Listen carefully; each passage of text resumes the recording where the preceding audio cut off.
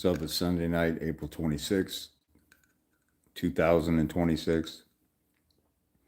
This is James, Father's Rights and Resources, with the hashtag How I Got Custody. I use that hashtag because I tell you how I got custody, how I won in the Court of Appeals, how I fought off multiple attempts at bogus anti-harassment and domestic violence protection orders, how I dealt with one of the most corrupt attorneys that family court system has ever seen anywhere in the country.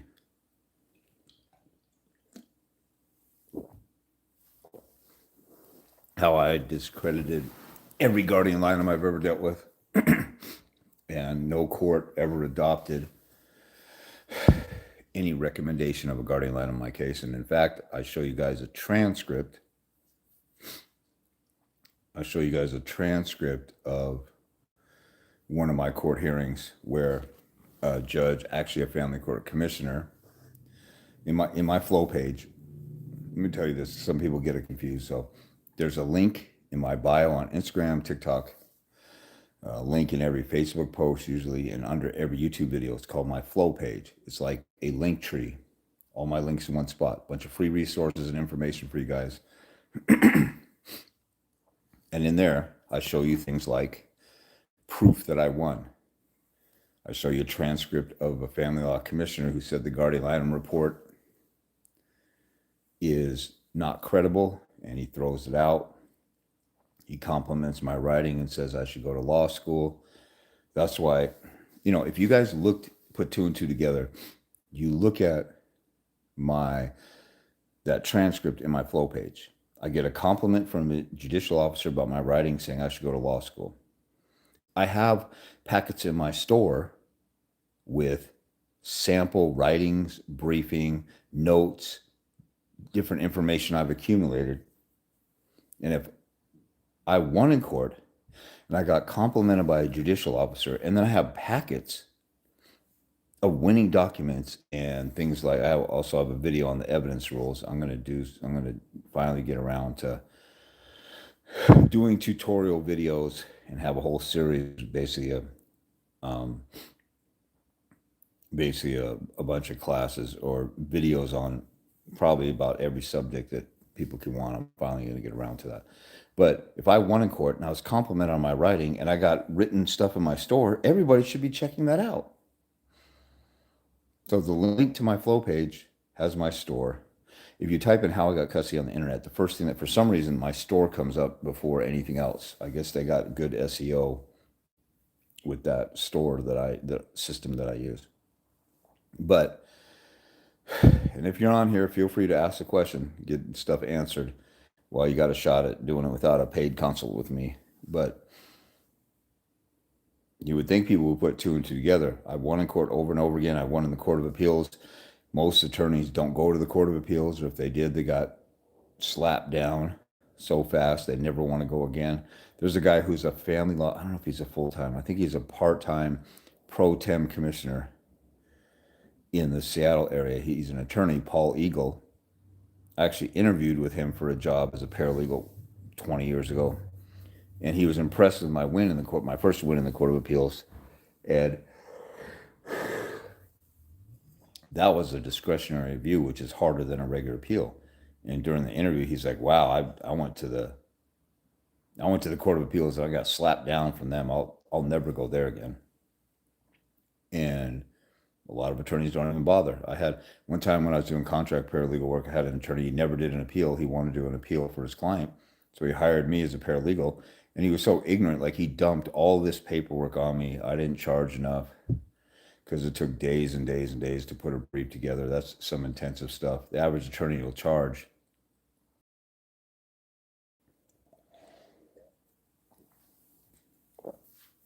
because they have to look at your whole history and the record and the case and review a whole bunch of stuff. Anyway, let me see if I'm sorry about that. I know there's a setting on here. They usually let me know if I'm letting people comment or not. Hopefully I'm letting people comment. If somebody's out there watching right now, if you could just say hi so I know you can comment. I just want to make sure I'm not hide live video. Okay. Thank you. Monaco 8093. Thanks. Okay. I just want to make sure people can get through if they needed to. So I've been talking about alienation a little bit lately. I could talk if you don't know what if you're watching and you have a question and you don't know how to formulate your question, but you know that there's like a topic, or you just say where you're at and you're lost, then put that together as much as you can in the comments and I'll comment on that. If you have a topic like alienation, child support, a deviation from child support, relocation, whatever, or hey, I got a restraint, I just got a restraining order against me. Now what? I'm lost, or whatever. Just in plain English, and just be as specific as you can, and I'll try and address that issue. But I'm not going to be on here for 2 or 3 hours like I am sometimes. I'll probably be on here for an hour tonight. But since it was Parent Alienation Awareness Day yesterday, on April 25th, one of my clients alerted me to that. And he's actually the one who came up with that point. I don't want to give specific credit to somebody because I didn't ask him to put his name out there. I don't want to put people's names out there. Sometimes I give examples of stuff, but I'll never put anybody's name out there. The closest thing that happens with that is if I answer a question on TikTok, or I guess if I answer a question on here, it still shows up the question and people can put two and two together who it is. But, I'll answer a question, and if somebody's not a follower on TikTok and then they say, how am I supposed to get my kids when the system is corrupt? I had a guy who just said, not every situation is the same. Let's talk about that. When somebody tells me not every situation is the same, dude, first of all, it kind of is. You have different facts and things like that, but the answer is the same. The war of attrition. When you go to family court and you're going to fight, you have to engage in the war of attrition. If you're a man and a woman is being vicious and being an alienator and she's a narcissist, she will viciously fight you in family court.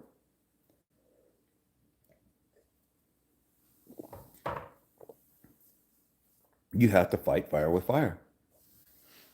You cannot go into a nuclear war and bring a squirt gun. That's literally about the ratio of intensity from the average female to the average man nowadays in family court.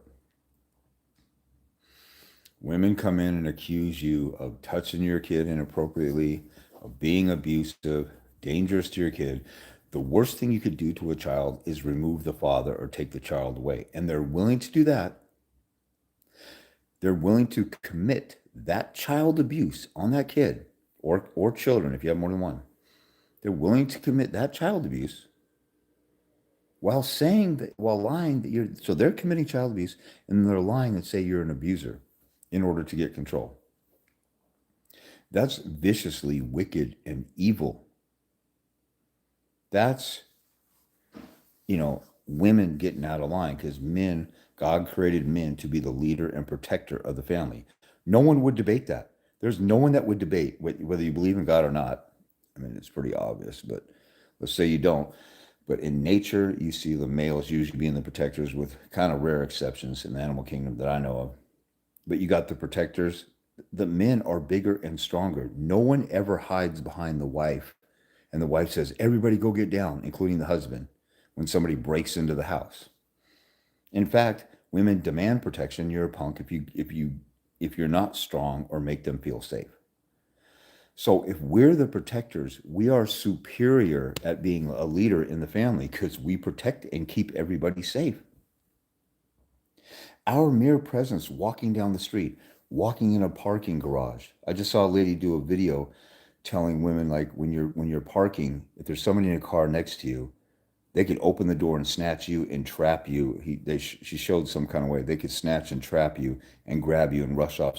They showed some security camera where a lady got nabbed in an open parking lot, but somebody parked next to her. They'd scooted up where if they open the door, they trap her and get her stuck, and it's easy to manhandle her. If there's a guy with her, they don't even attempt to do that. We automatically make you safe and not get graped by the rest of society or bad people. We make you automatically protect it, and we automatically protect the children because, as I've said several times before, you can just Google or search on YouTube, um, interview child molester targeting children, and there's a snippet of a real proficient child harming person. I think he got convicted of doing that to 100 kids. And they're like, what type of children do you target? Because they're trying to get in his mind and figure out, how do we prevent this more? And he said, I don't target a particular child. I look to see if there's a strong male threat and I stay away. Automatic, just by a guy walking down the street. If he looks big and strong, or bigger and stronger than the chomo stays away. Just our mere presence brings protection, and that's a spiritual thing. That's by God's design. So, and men naturally respect other men because we don't. I don't know if that guy knows jujitsu, what he's packing, what weapon he's carrying, whether he has deadly hands and he knows some other martial arts, or whether he's ex Navy SEAL or Marine and could choke me out on the spot. We automatically respect other men because there's the respect or even fear of potential danger just because it's another man. It's mysterious and we don't know them. So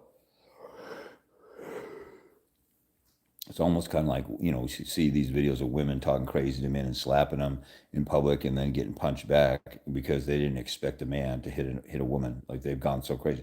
They're so far out of their lane. We've let women have so much control. They're not in their role and they're lost. And they're out in the world and they have what, at least three generations of single motherhood passed down. Be strong and independent, strong and independent. You don't need a man. All this bull crap that, average down to earth women don't believe that crap. And so they're so far out there, they've taken dominating and control society, and everybody's afraid to say anything, because we've got judges and we've got legislators who pass laws that if you wink at a woman wrong, you can get a restraining order. I mean, Washington just passed, if you guys go look at RCW 7.105, we just passed 3 years ago, we passed domestic violence law with the coercive control and the level of it. If a woman says, coercive control means you harm them to the point where you cause them to lose friendships, lose a job, lose a home, losing that. They could be on welfare and they lost their home and they just dated you, and they can blame it on you and call it coercive control, and boom, protection order against you because they lost their house. And if you think about it, the whole restraining order system has a stupid premise. They have a premise that I'm afraid of him, that he will do this in the future. How do you prove that? There's no court proceeding like that anywhere. I'm going to sue this doctor because he's going to commit malpractice and molest me while I'm under sedation. Now, unfortunately, in this world, you have to get people in trouble after they do something wrong. You tell your kids to behave, they break a vase, they get in the cookie jar before dinner, or they do whatever. You don't spank them or give them time out or get them in trouble before they do something. You have to wait till after they do it. But this domestic violence protection order system it's like Tom Cruise's Minority Report, where they're arresting people for crimes that they're going to commit in the future. That's so anti-due process, it's ridiculous. And so this coercive control stuff, it includes not just stuff in the future like that, but then just stuff that you're projecting blame on somebody. But the worst part of the domestic violence stuff is that you could be a paranoid schizophrenic and say, I'm afraid he's going to harm me. And because you said that, the courts believe you. And then they grant a protection order that takes away your rights, and you didn't have a right to a jury trial of your own peers. One judge heard it in a civil proceeding with a preponderance of evidence burden. They just had to believe that it's more likely than not, which is a gamble, which is a roll of the dice. I just guess that it's more likely that he'll do that than not, which is kind of just a fantasy thing. They don't have to prove beyond a reasonable doubt. And they could take away your life, liberty, and property. They could take away your freedom and right to travel, which is part of your life, your liberty, where you travel, and your freedom, and access to your kids if you got kids with the person, and property, and kick you out of your home if you're in the home with that woman. And you're not supposed to be deprived of life, liberty, or property without due process. And somebody's got to take that stuff to the United States Supreme Court.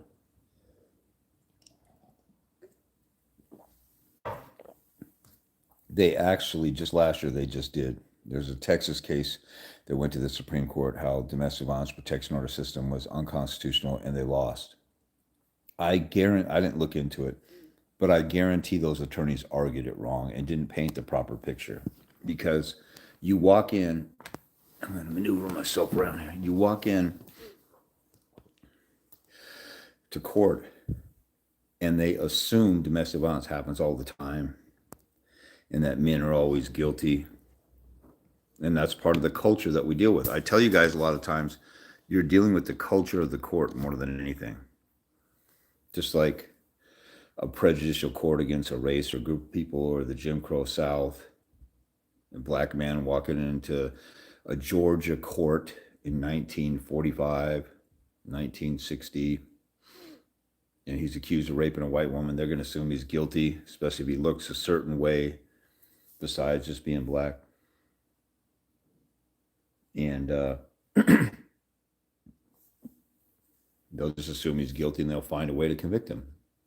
That's the culture of the court. In family court, the culture of the court is anti-father. Once you become a non-custodial parent as a mother, it's anti-non-custodial parent. Pat McDonald said, "What's up, friend? Hey, friend."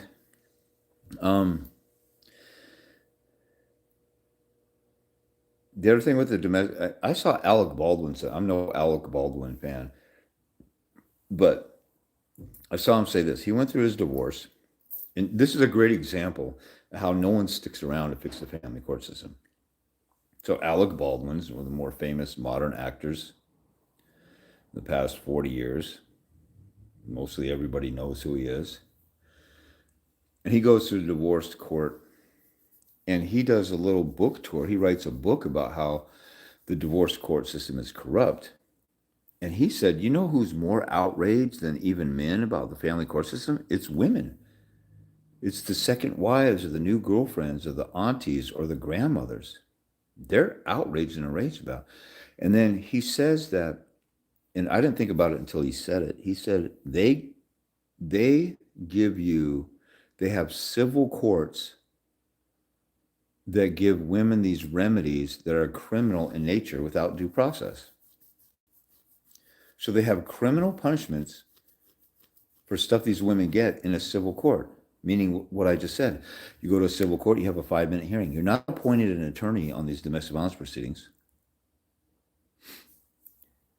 And if you get a protection order against you, you are deprived of life, liberty, and property. But you don't get an attorney. You don't get a jury. You don't get a lot of stuff that comes with the criminal case, like a fair chance at discovery or automatic handing over of discovery.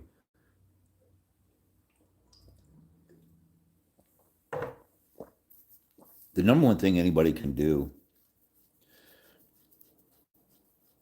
I just came on here and I'm just saying all this stuff off the cuff. I could literally do a 1-week seminar, 10 hours a day on this stuff without even a topic and just talk about everything that I know.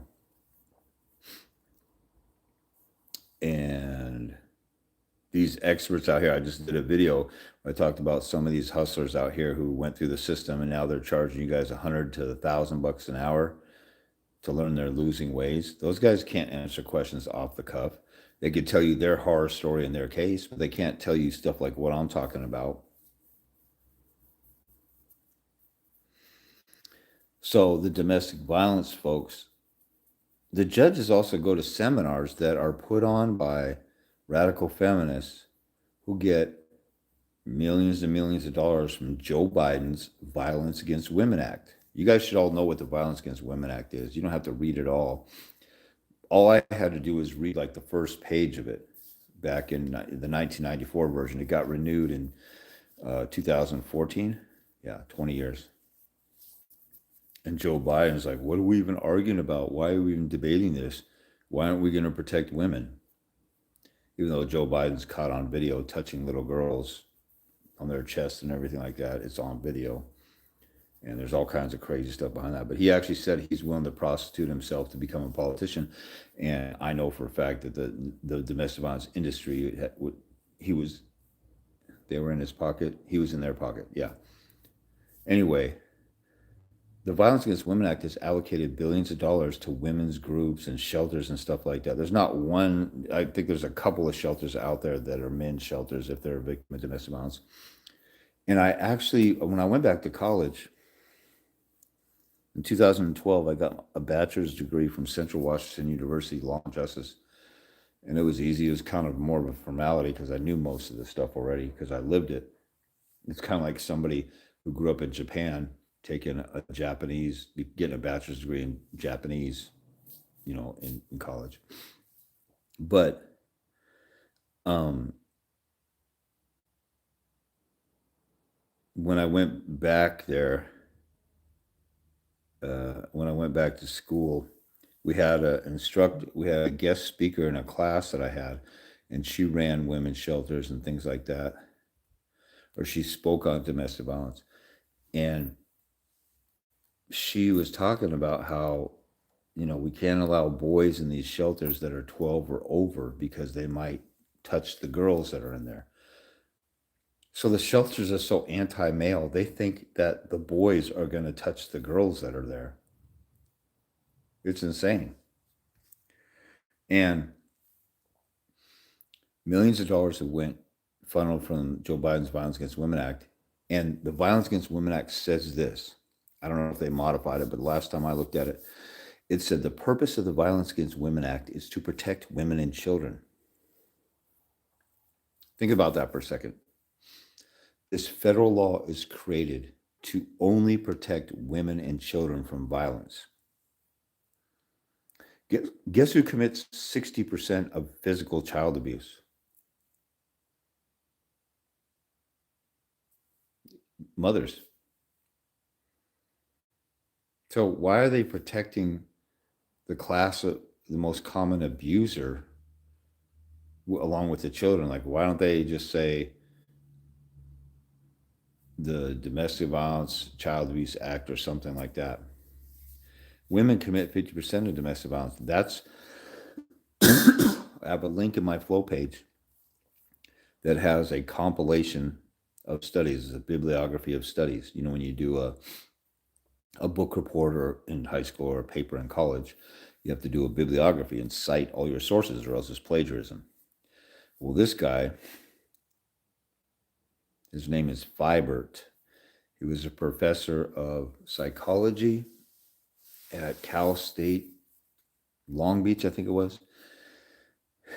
And he's written couple of papers on the subject, but he has this compilation of like 283 different studies, forensic interviews, and surveys and stuff, and compiled them all together and said, women commit 50% of domestic violence. But that's only the reported stuff. I swear, for every time a woman reports domestic violence, 10 men don't report it. And I know women don't report it too, but it's way more exponentially worse with men.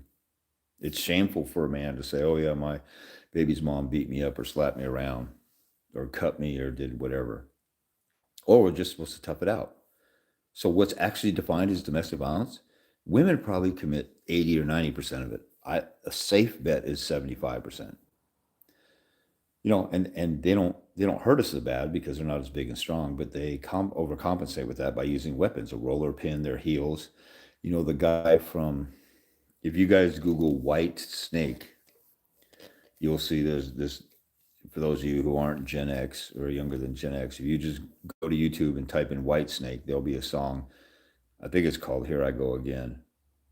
And the lead singer is singing to this girl on the top of this car and rolling around. She ended up marrying Chuck Finley, a pitcher for the Anaheim Angels. And She got a domestic violence case. He was driving. I think it was Chuck Finley, left-handed pitcher. He was driving and she was pummeling him in the head with her heels while she's sitting in the passenger seat. She's just laid back and just kicking him in the head. You know, there's a big deal about Chris Brown beating the snot out of Rihanna, and she was all lumpy in her face.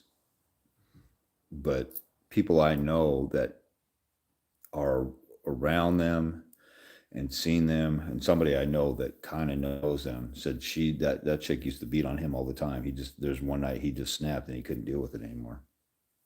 So women commit way more domestic violence, and since they have no accountability and they think it's okay, and they're so far out of their lane. I started talking earlier about how women are out of their lane. They want to lead the family. They want to protect the family. They want to be single, strong, independent mothers, and they suck at it.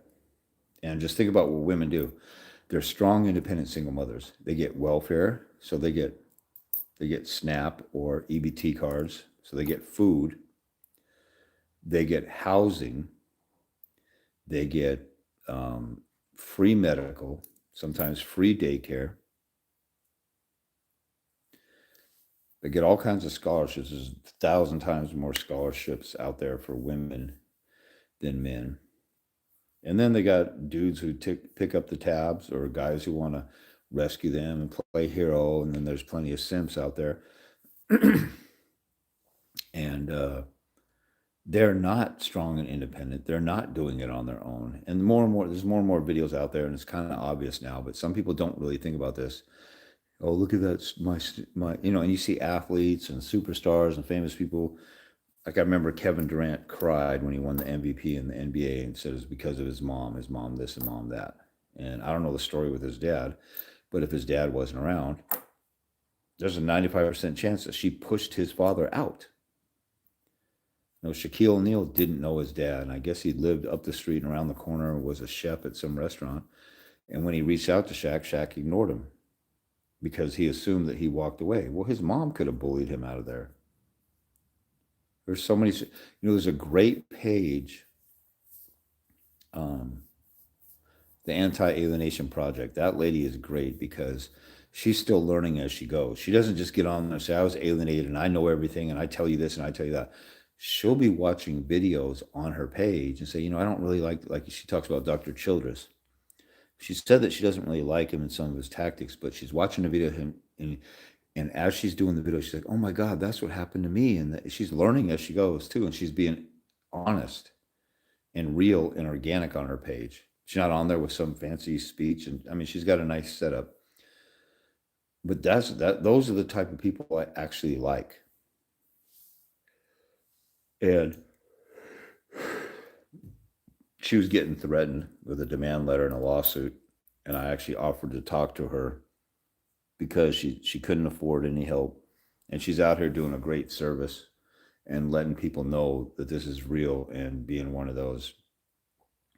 a legit, organic, non-fake, real person out here. So I was willing to talk to her about it, and we were supposed to hook up and talk, and then her kids were sick or something, and then she just never followed up. I guess she figured it out, but the lady who wrote the demand letter is that lady who lost her 5 kids. I forget what her name is.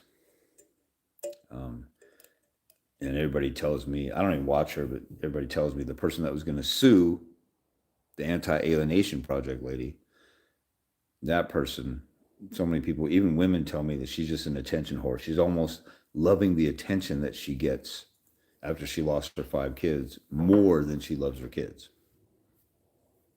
And she probably lost her kids for good reason.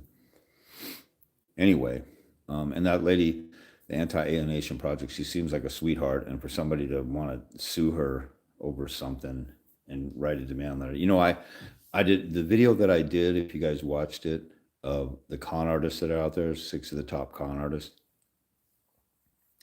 One of them is, God, what's his full name? I think it's John Porter III.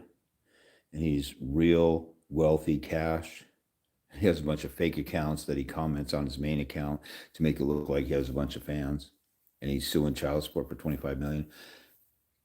That guy talked major shit to me in a DM. And he made a little AI video about me in the DM privately. He went out of his way to do that just because I made a comment on his page. to one of his followers, and I guess now it must have been one of his accounts that was hyping up his page. But I made a comment that this wasn't true. He comes on my page, oh, you're fake, you're full of crap. You never got custody of your daughter because you don't have pictures of her over age 3. Like he was demanding to see pictures of my daughter after age 3, which makes him a chomo. Who wants to who demands to see pictures of my daughter?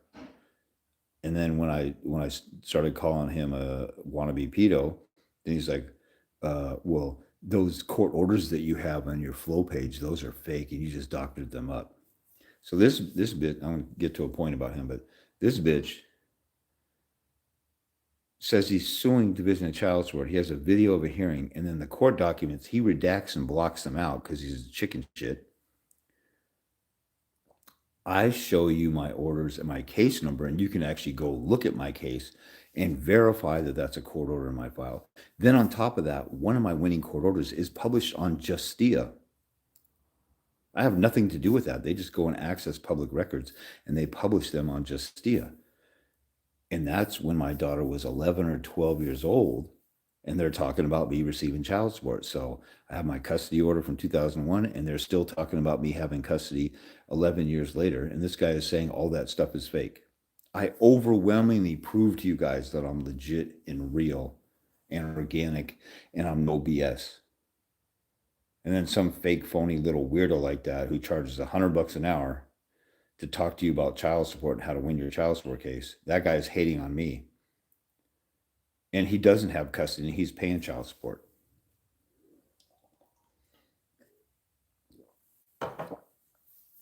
All you got to do is look past all the flashing lights and all the fancy AI stuff, or the pretty pictures, or the, like, the Grizzly Adams dude, present father. What's his name? Randy Keith. That guy has some pictures with good lighting and makes him look better and has some fancy stuff. And I guess he has a book or a pamphlet. And then he has a community, $10 a month. If he has 1,000 people in that community, he's making $10,000 a month off of a community of just talking to people how he handed his kids over to a child abuser. And people make it sick of me talking like I'm a hater and I'm jealous of these guys because they're bigger and better than me. I've been around here. I've been around since 2001. I've worked with several fathers' rights groups. I've seen this stuff from every angle. I've watched people get in this game that are younger than me, after me, and I say game, like get into the whole fathers' rights industry and the fight and the court battle, get into this battlefield of this war on fathers, and come in, and they're younger than me, and they leave in a couple of years. There's a fathers' rights group in Washington, the Fathers' Rights Movement chapter in Washington. I don't even think they have a chapter here anymore. It's all mostly on these Facebook pages.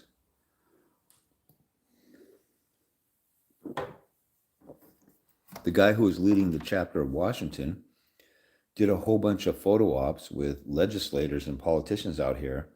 And he has all these pictures in a business suit in front of Olympia, the Capitol in Washington. And you could tell he's getting his rocks off of what a superstar he thinks he's becoming. And then I never saw him again after like a year. And I told him, look, man, changing the laws of 50-50, that's not going to do it. What we need to do is this. He's like, oh, you don't know what you're talking about, blah, blah.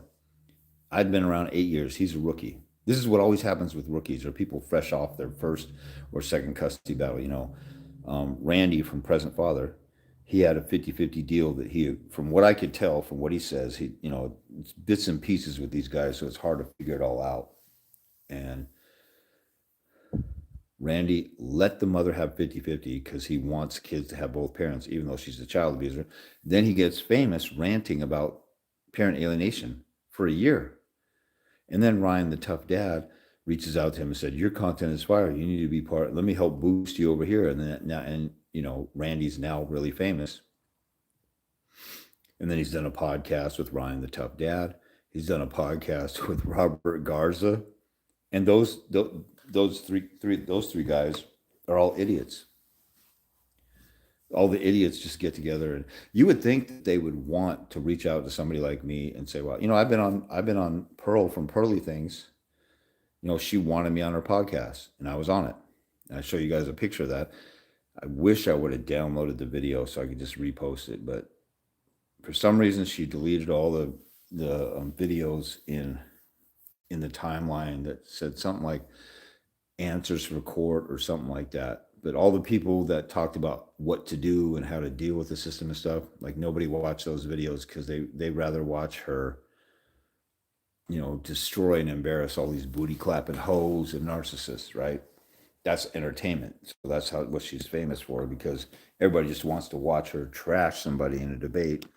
They don't really care about answers that you have to work hard for. So my video only got like 15,000 views. She has almost 2 million followers. And then there's other videos in that playlist on YouTube that were anywhere from 5,000 to 20,000. And all her other videos about making chicks look stupid were like 100,000 to 10 million. Anyway, so she took that down. But you would think these guys would want somebody who won in court right away like I did. But I guess they don't like my politically incorrect bullshit. Ryan, the tough dad, told me, I tagged him one time and I said, you guys, this guy thinks I'm an idiot, because I criticized what he was doing. He's just sitting there dancing and shaking his booty like Judge Anthony. Dads are people too. Let me shake my booty and look like a fruity little gigolo. And he's just talking about how the system sucks. And, props to him. He eventually, after 7 years of fighting court, eventually got 50-50. And he said it took $25,000 or whatever. And all these guys think you have to have an attorney. And, I criticize them because they want answers that work. And Mark Ludwig is all in that clique.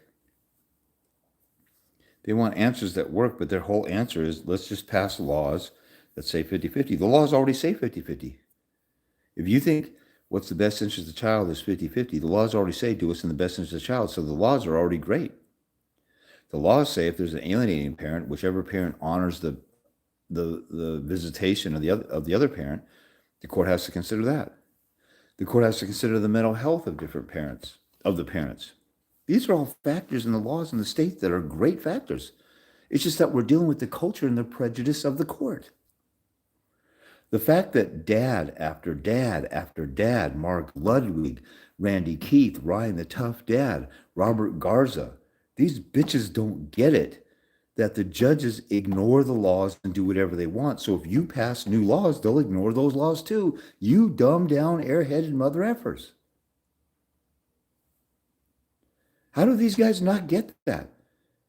Because they're dumb as hell, and that's why Robert Garza was in court for 17 years. I would have figured out after spending the first $20,000, this attorney thing isn't working. Let me do my own research. And an interview when Randy Keith from Present Father was interviewing Robert Garza. Robert Garza's like, I decided after all this, I started studying the law and this. Why did you wait till after your court battle was over with to study the law? What the F is wrong with you? You're in a court of law. Why didn't you know the law if you're paid? That guy spent $700,000. Think about this. I just realized this, and just think about this. Robert Garza, who's the new darling of the Father's Rights Movement, because he has all these packets that you can write your legislator with and try and create bills and pass laws for 50-50, make up time, false allegations, 3 strikes and you're out. I don't know if that's, that's custodial interference. He's doing all this great stuff. And this dumb mother effer spent over $700,000 on attorneys. And he didn't realize after the first $5,000 or $10,000 that it wasn't working. And he kept paying for losses. Why? How? And then he decided, well, now that my case is over with, let me go and look up the law and learn the law myself. What? I was reading the law as soon as I got court papers and it said RCW whatever in the footer of the bottom left corner. Because I'm reading my court papers. And if you're not reading your court papers yourself, you're a stupid jackass or lazy bum, or you don't love your kids. Oh, I don't like to read. Oh, I don't understand the language. You don't understand in regarding the matter of Bob Jones versus Susie Jones. You don't understand those words? Does that traumatize you to read that? It's because you don't. 99% of the stuff in court orders isn't legal mumbo jumbo. You might have some big words there, but you know what? They invented this wonderful thing like 500 years ago called a dictionary that you can actually use and look words up. But you're such a pussy ass lazy bitch. You don't even want to look up words. That's too hard because even though your life with your kid is on the line, it hurts your feelings to have to exert energy to deal with the battle. So you just do out of sight, out of mind. You hope the lawyer just miraculously rescues you.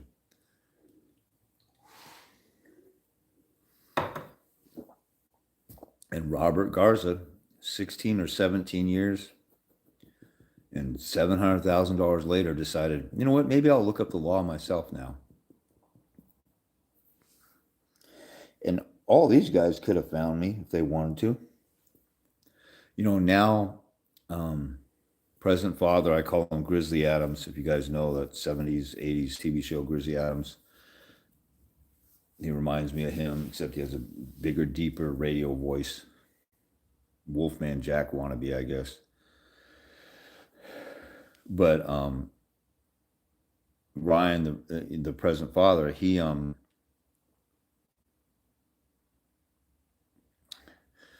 I mean, there's so many things I could say about that dude. It just at first I just thought he was a whiny little bitch because he's talking about alienation all the time, like most dads. And all his videos on TikTok are like, mom suck, alienators suck, hang in there, dads, don't retaliate. Like, don't call a child abuser a child abuser. And then I see at the very end, close to his trial, he admits that he gave 50-50 to the mother and she was an abuser.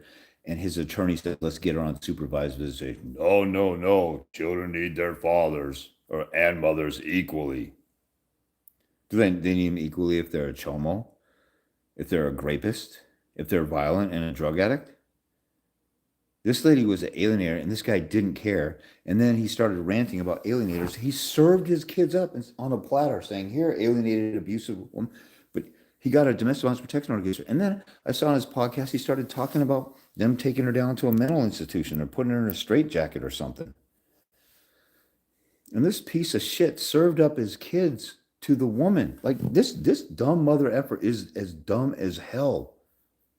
Like he sounds like a dumb lumberjack, like in any comedy where there's a football in it.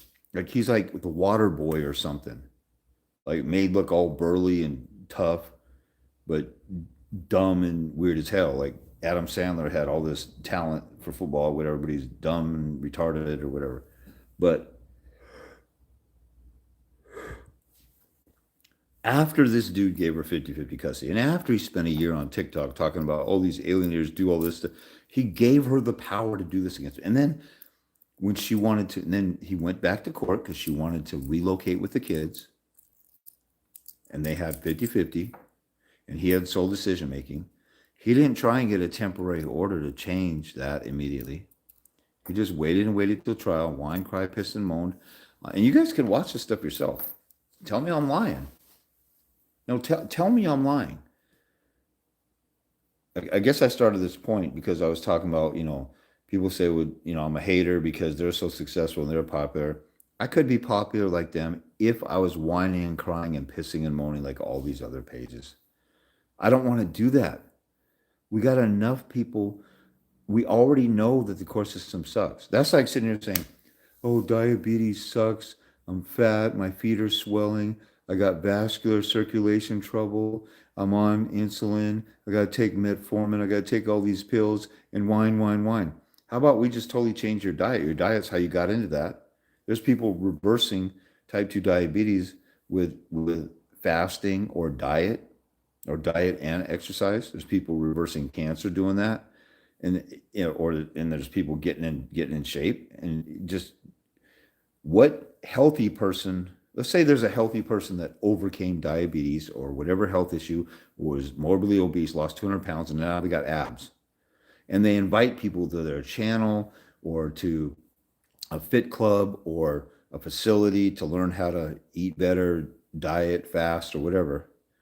And everybody in there is whining and crying and pissing, moaning about how they failed and they didn't do it with what they're telling them to do. And they're there to teach them how to change and what to do. And you got to change and do this lifestyle. You're stuck over here. Turn around and head this way. And they say, no, I'm over here. I'm over here. I'm over here. I'm over here. It sucks being fat. It sucks being in pain. It sucks that my feet are numb and I can't feel them. What kind of mentor or teacher would tolerate that bullcrap? They would say, here's your money back. Get the F out of my class. All you're doing is weighing everybody down. But that's the father's rights movement. And I don't want to do that. Now, I'll post videos about what's corrupt, like I just talked about the domestic violence system and what's corrupt about it. And the vast majority of people don't even know what I just said. They're just like, oh, the judges are biased and they hate men, but they don't know about the root of it, the Violence Against Women Act, and all these seminars and all these things for women groups, and the radical feminists get billions of dollars for all these groups, and the men got nothing. And all the legislators and everybody else just give, like, when women want to pass laws in Washington regarding domestic violence, they just head to the floor with a bill. If you want to pass any other bill or turn a bill into a law, you have to go into committee. You have to, like, write it up and get everybody get together to go into committee, debate over it, and then it gets out of committee, and then you get voted on the floor. The women's groups just get a bypass that with the domestic violence stuff. The whole culture of everything is insane. There was, the law in Washington and some states are the same. I did a video on this. It's one of my more popular videos. If you go on my YouTube channel and you type in the popular video list, or most watched, or whatever it is called, there's one on paternity fraud. And it says after age 4, you cannot change the paternity of a kid. You can't name a different father. So if you were married, you're assumed the father, and you divorce and you find out your 8-year-old is not yours, you can't undo it. You have to pay child support for that kid. And the mother could say that's not his kid, and then that kid is not in your parenting plan. You thought that was your kid. That kid thought you were the dad. There was actually a case like that. The girl was 13. Just think how effed up this is. The mother cheated on the dad. They had a parenting plan. And when the mother was just tired of dealing with the dad, she said, this actually ain't your kid at age 13. So she vacated the parenting plan, and the kid couldn't visit the dude, and she lost her mind and went crazy. But he still had to pay child support because he was considered, as far as paternity, they couldn't undo that. But the parenting plan didn't recognize him as the father. But he was stuck at it, and he couldn't change it. And so everybody knew that this whole thing was a lie, but it had to stay the same because of the law. So that guy campaigned to change the law for like 3 or 4 years. And we have this butch legislator. Her name is Finkins or Firkins. And she's married to a woman, and they adopted a child that was taken by CPS. And so they basically stole a child from somebody. And she says, we can't change the law. We can't undo the paternity law. We have to keep it. And one of the logic things behind keeping the father's name as that father is, well, somebody's got to pay for the kid.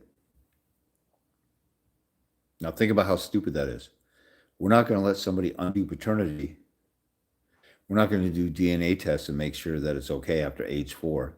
Before, for age 4, if the kid's 3 and you don't know they're yours, you go and undo paternity. But we're not going to fix the law, because if a woman goes to a father and says that's not your kid, he'll commit domestic violence against her. So this, I think, is, Lori Jenkins, Jinkins. I think that's it. I actually bashed her on Facebook and she blocked me like a punk ass coward. But she said we can't change the paternity law because, hypothetically, if a woman tells a dad that our 6-year-old is not your kid, he'll commit domestic violence against her. So we got to protect women, so we can't change. That was her logic behind it. And think about how stupid that is. If your mortgage is not getting paid, would they make a law that says, well, your neighbor needs to pay your mortgage because somebody's got to pay it? Who would say that? So they're saying this child belongs to somebody and we don't know who the dad is or where he is. So somebody's got to pay. So the next closest person in the vicinity, the guy who's been named the father or the husband or the boyfriend that we thought was the father or whoever's on the birth certificate, they can't undo it because somebody's got to pay.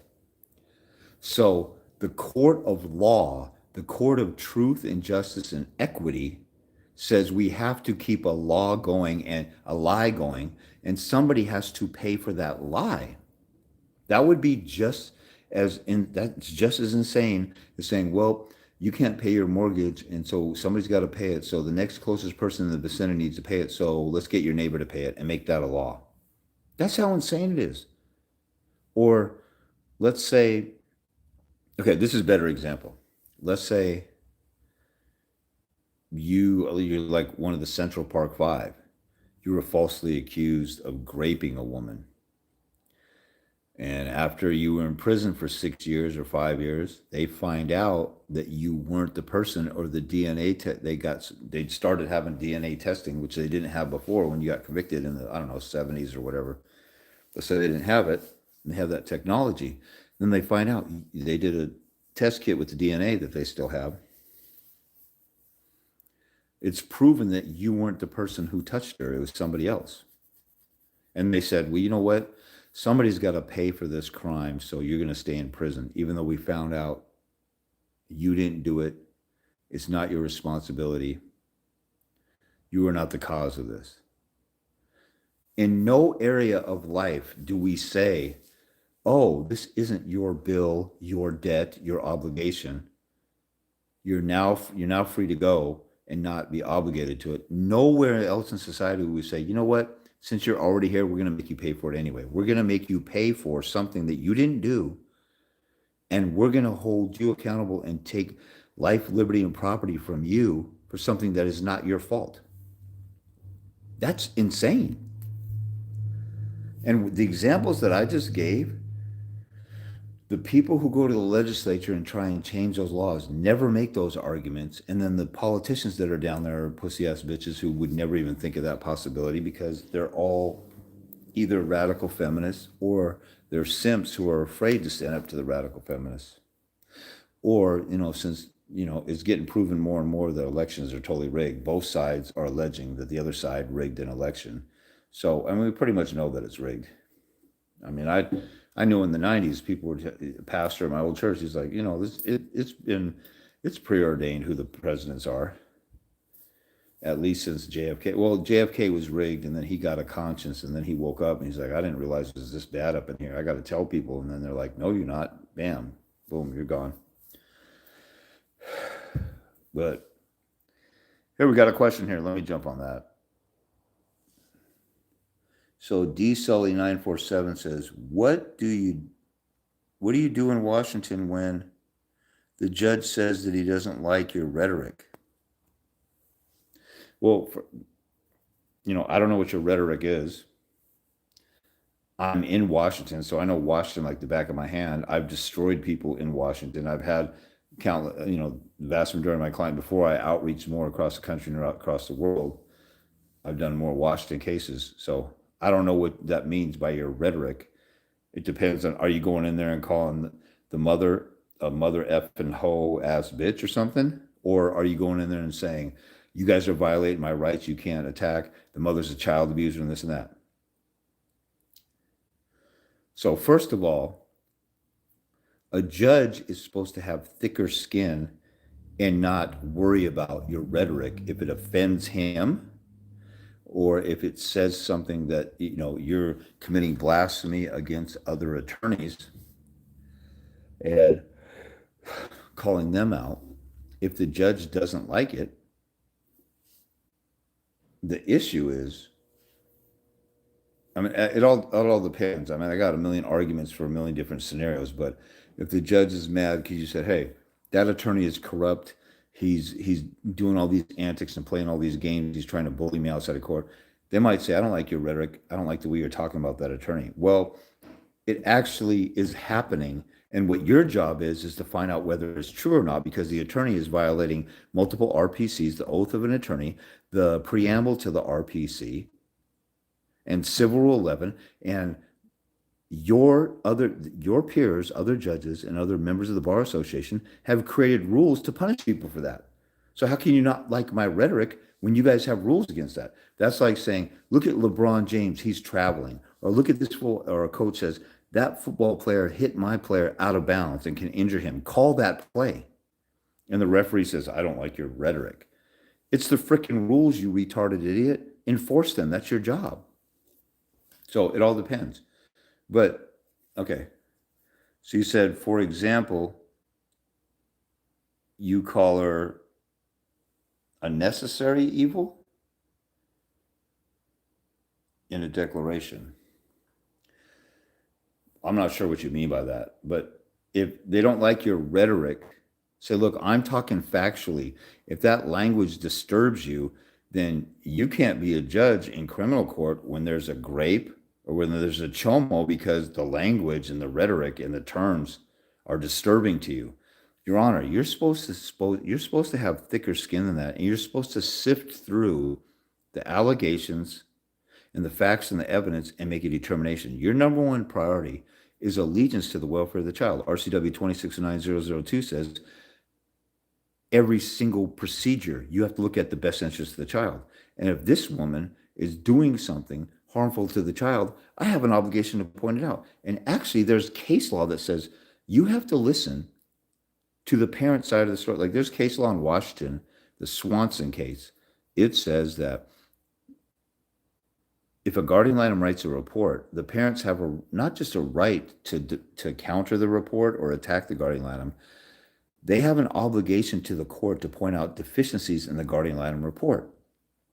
So if you have an obligation as a father to point out deficiencies in the guardian ad litem report, then you have an obligation to and it says, so the court can make a fully informed decision to decide whether I believe the mother, the father, the guardian ad litem, or a combination of each of their testimonies and stories.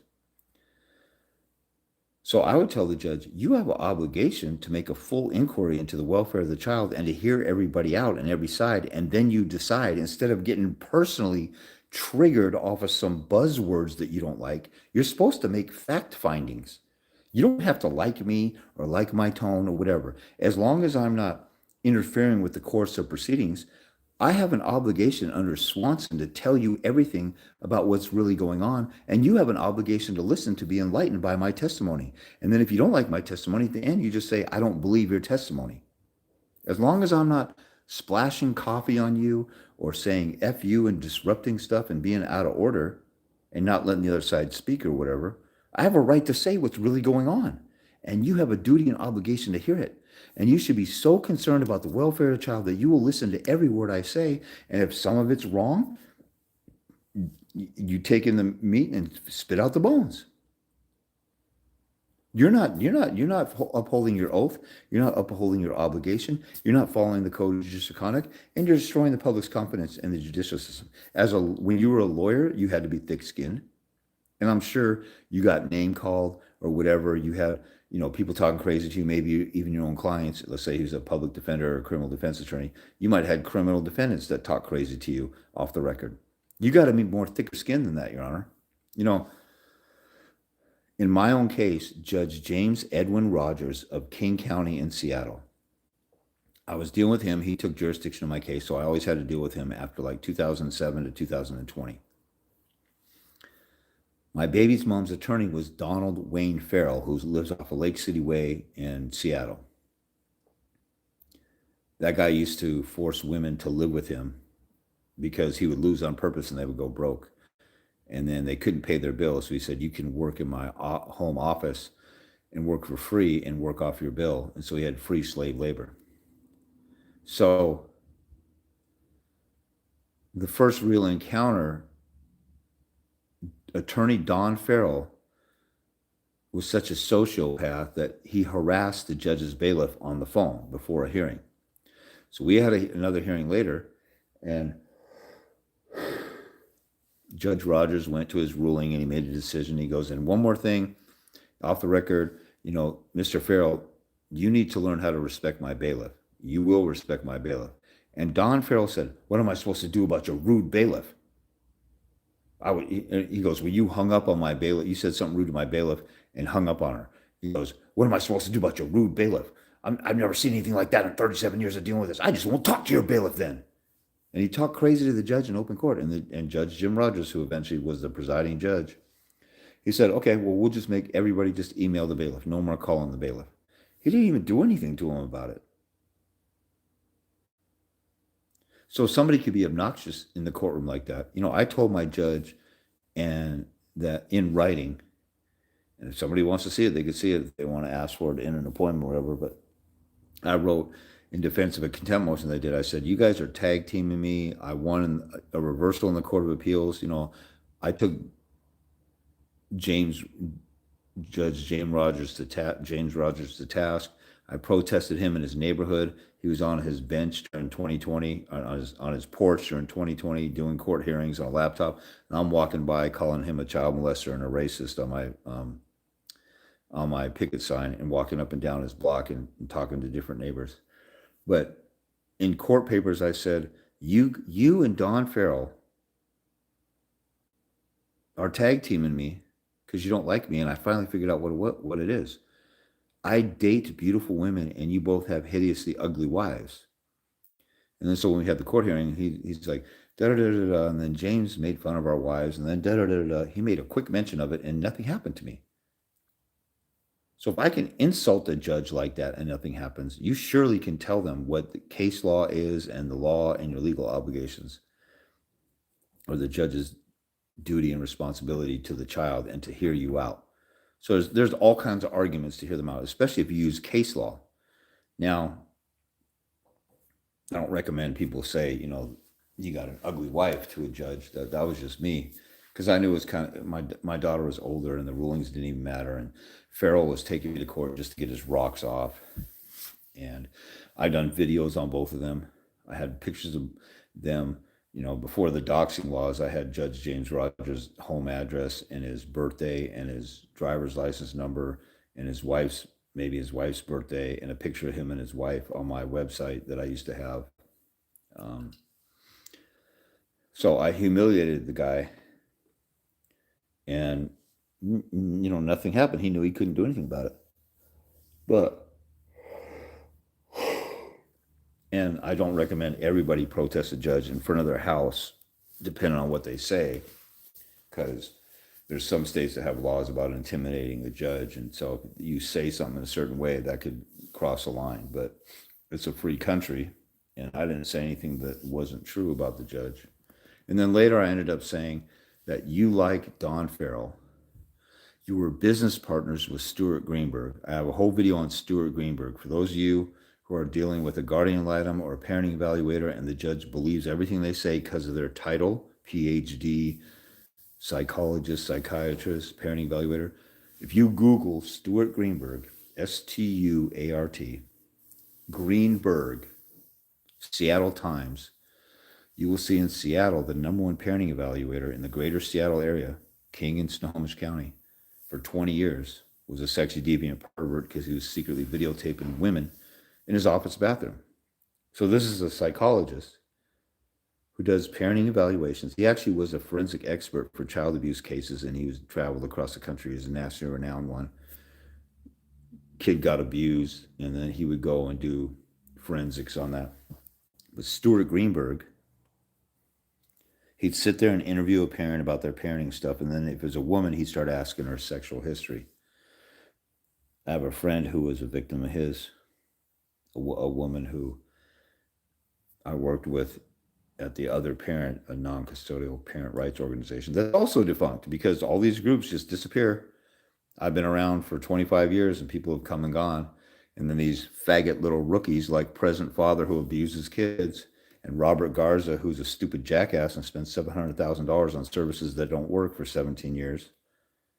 If you took your car into the shop and then it got stuck in gear, slipped out of gear, transmission overhaul, and then you went back and said, "Hey, this doesn't work, fix it." And they said, "Well, we need another $5,000. You'd be like, bullcrap.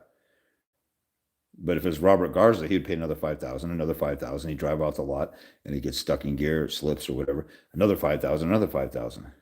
And he did that to the tune of $700,000 like a stupid jackass. And these guys think I'm the crazy one. I'm the crazy one. I got full custody of my daughter when she was 7 months old. You would think they would be knocking on my door saying, hey, look, we got to get you on the podcast. We got to talk about how did you do it? But they don't like it because they have their ego caught up in, I want things fixed the way I want it. I want laws changed. And they don't think, because they're a bunch of dumb mother effers. And that's why they're a bunch of losers getting together and having a solution for the corruption or for the father's rights movement that doesn't even exist. They've been around for 60 years. Groups like that have come and gone for 60 years and nothing has changed. And they keep asking for the same thing.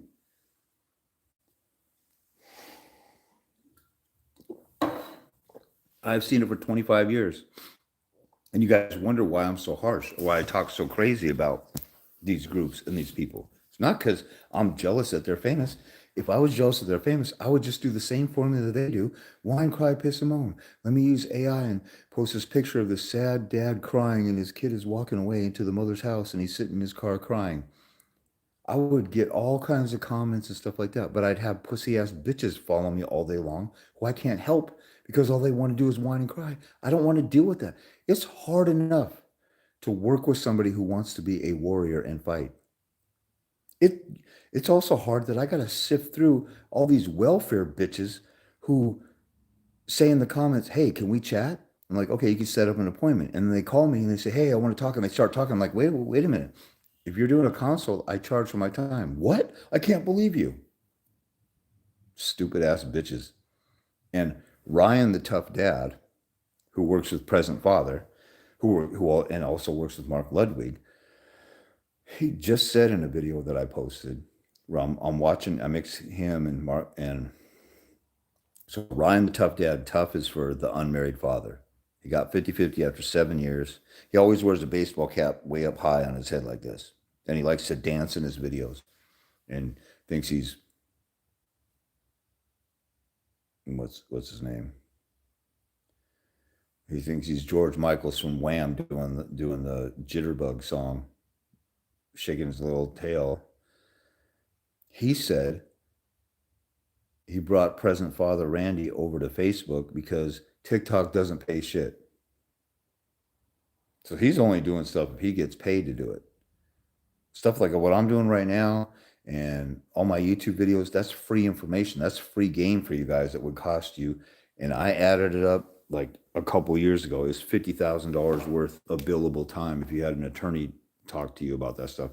And attorneys won't tell you that stuff. Attorneys aren't going to tell you that stuff.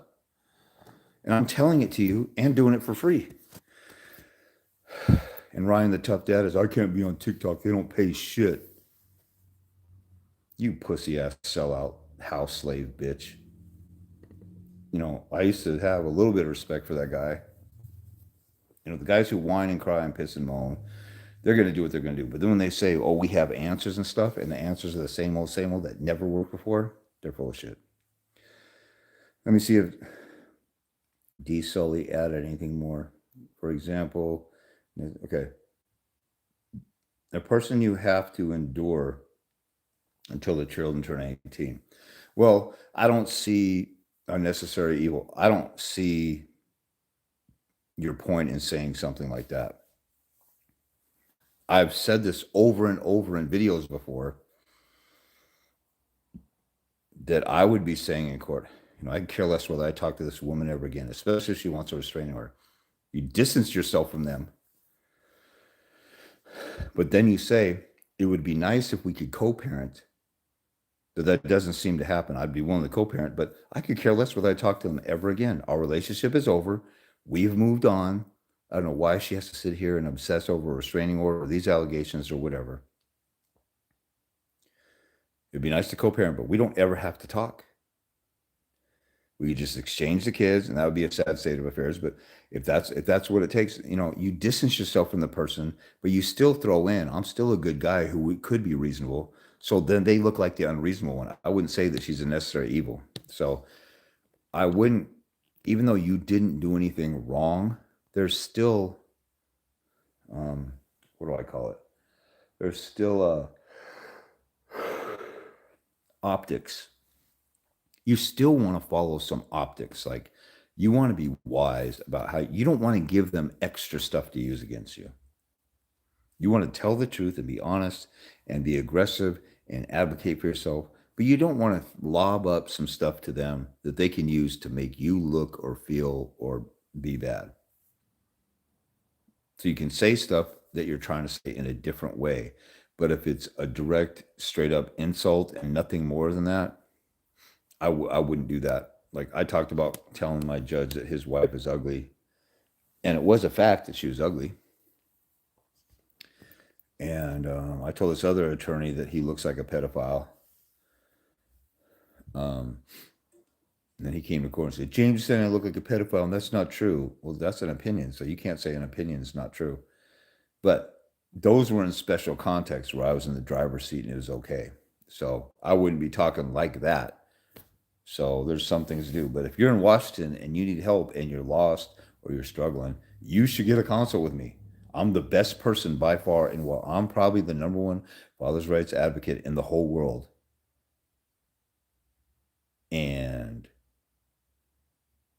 I'm definitely, it's not even close in Washington. There's nobody in Washington that's helping people. There's these paralegals who practice limited family law, a triple LT, limited license liability, limited license liability technician. And all they are is paralegals who worked at a law firm and did the same old stupid culture of the court bullcrap. And I was actually at a meeting for the triple LT when it was first coming out. And the first one who became a triple LT, she said she didn't know what she was doing at her first trial. And all those people are idiots. See, I've seen it. Like the people who don't listen to me, are idiots. People who are lost, who don't get my help, are stupid jackasses.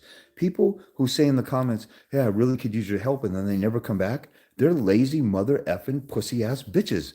Because once you see, this is what winners do. Once they see my page, the average person who's a winner, who is desperate to fight and is sick and tired of all the bullcrap, they see my page and see it as refreshing, and they call me immediately. They might watch 2 or 3 videos and they're sold. Or they might go look at my winning orders to make sure that that's true, that I had winning orders, and they're sold. These other mother effers, I had two women in 2 days text me and say, what do I get out of a consultation with you? Well, you learn everything that you need to know strategy wise and stuff like that. We sit there and talk and whatever. And one lady said, I don't need talk, I need action. I was like, you stupid bitch. I can't give you action until we talk, you retarded moron. What she wanted was all the answers for free without a consultation, or she wanted to do a full consultation before she got a consultation.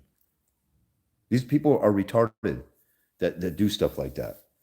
It's insane. And I could call it like that because I could care less whether people like me or not, because I have the answers and the truth, and real ones, people who are real and organic and aren't fake and phony and don't want a handout and aren't pussy ass bitches. They recognize that.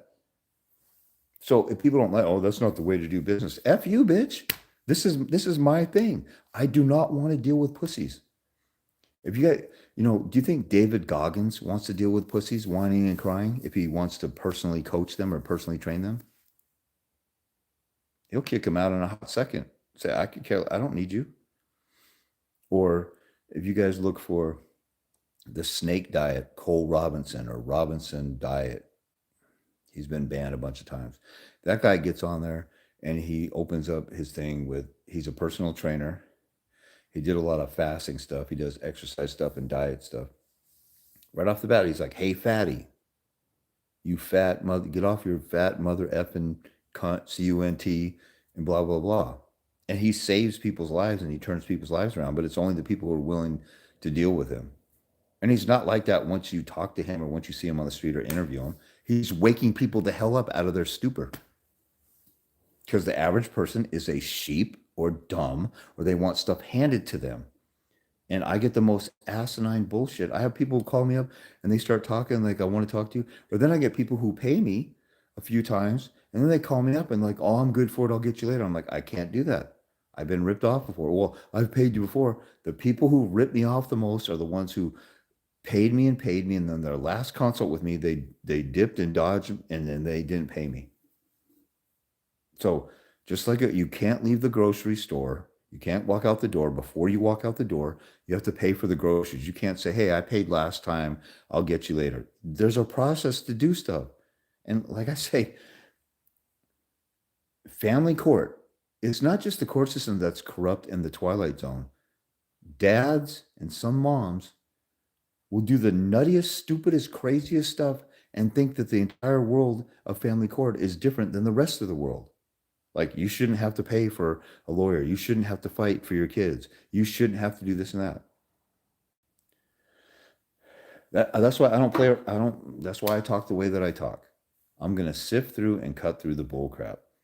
If you're on a date with somebody and they want to talk all this fluffy talk, and I mean, you want to be cordial and nice and sweet, but do you want to have fake dates and the woman is wearing her best outfit and makeup and she doesn't dress like that the rest of her life, and you go on 20 dates and it's all fake and phony and it's still that fake and phony, put your best foot forward. So do you want that to be the whole relationship? This is war in family court. There's no pussyfooting around this shit. If you want to sign up and be a Marine or a Navy SEAL or whatever, and it's time to go to war, you get out there and get to war. You don't sit there and say, you know, what's wrong with war? War sucks. We shouldn't have to fight. There should be peace on earth. And while you're sitting there in the battlefield whining and crying about how war sucks, you'll get your head blown off right there. I don't need for us to have a conversation about how bad war is or how James, you talk so insensitive. This is freaking war. It's time to go to war. I'm a 5-star general in the war on fathers. Let's go. Do you want to change what's going on? You're losing in your court case. You could take some action tomorrow that may turn it around. You will at least start going in a different direction. You know, some people who are so depressed over their family court case, as soon as they start getting active and proactive and start doing stuff, I've had guys who, like, their first hearing, they kind of won a little bit and they were so excited, like they won full custody. Just the fact that they moved forward and got some progress and they were proactive and they at least took a risk instead of sitting back and laid down and arched their back and put their ass in the air to take it up the rear deep and hard over and over and over again and be a bitch. Just getting on the offensive, just moving forward can help your mental health in your court case. And I've dealt with people who eventually became friends and they still give me the doom and gloom stuff. It's like, I don't even want to hear that. I've told you what you could be doing in your case and you don't want to do it. And you're crying and saying, this is the way it is, and this is the way it is. Well, you can fight and get on the offensive. Well, I can't risk it because that'll make me look bad. Okay, then stay where you are, bitch. Just stay where you are. Stay in your delusion of, wanting, there's that definition of insanity, wanting things to change while doing the same thing or whatever they say. Like, it's insane that I would sit there and listen to bitch ass welfare bums who say, you should be free, or I should be able to talk to you for free, or what do I get out of it? You'll get out of it everything that you want to get out of it. And you either trust me and I show you my winning court orders, I give you free videos on YouTube you can watch if you don't want to talk to me, but I'm not going to sit here and argue why, I need to give you an explanation and prediction of everything that's going to happen in your case. I can't predict anything. I've had guys who walked in with a great case and lost. I've had guys who walk in and they half-assed it and they won. And it's because they're at least doing something different than they did before. But I can't predict what any judge is going to do. The people want answers ahead of time. They say, oh, you're talking about that type of case. Mine's way different. Not every case is the same. No, your case is the same. You are the same pussy ass bitch as everybody else who's losing out there and not even trying. Like a guy on TikTok. Oh, not every case is the same. Hey, I haven't seen my kids in 4 years. Can I get child support terminated? No, pussy ass bitch, you cannot. Unless you terminate your rights or they get adopted. Well, I don't know where they are. I know what state. I haven't seen them in 4 years. You mother effing pussy ass bitch. You didn't even look for them. And then he doesn't follow me. He puts a comment in there. I reply to him a couple times, which I shouldn't even done. It's a waste of time. If you're not following me, I shouldn't even take you seriously. But sometimes I give people the benefit of the doubt, and I'm a sucker for doing that. It's almost like getting played by one of these narcissistic bitch ass hoes. I'm getting played by punk ass bitches. They just are passing by. They saw me on TikTok because they were talking and their phone picked up the conversation And like, hey, James, what do you think about this? And then they never look back for my answer because they didn't give a shit. I can't make people give a shit. I was just talking to a lawyer, one of the 5 lawyers that I've actually liked. This lady, when she was starting out, she actually bought several packages in my store. Why did she do that? Because she knew that you're ever learning and ever increasing your knowledge in this. Nobody can have the law down by heart, all the million different doctrines and case law and stuff by heart. And she saw some of my videos and she bought some of my packets. A lawyer, and she had been a couple years in, and she's kind of a rookie. And then she wanted to talk to me, and so we talked and we built a rapport and relationship. She wanted me to work for her, and then she's saying she wants me to run for politics or do something better with it. She told me, "I can't wait. You need to get out of this family law stuff. It's not worth it, James. I can't believe you've been in it 25 years." She was in family law for 7 years. She still dabbles in a little bit, but she's being a sports agent because it's something that's fun and that she loves. She said, this stuff drains you.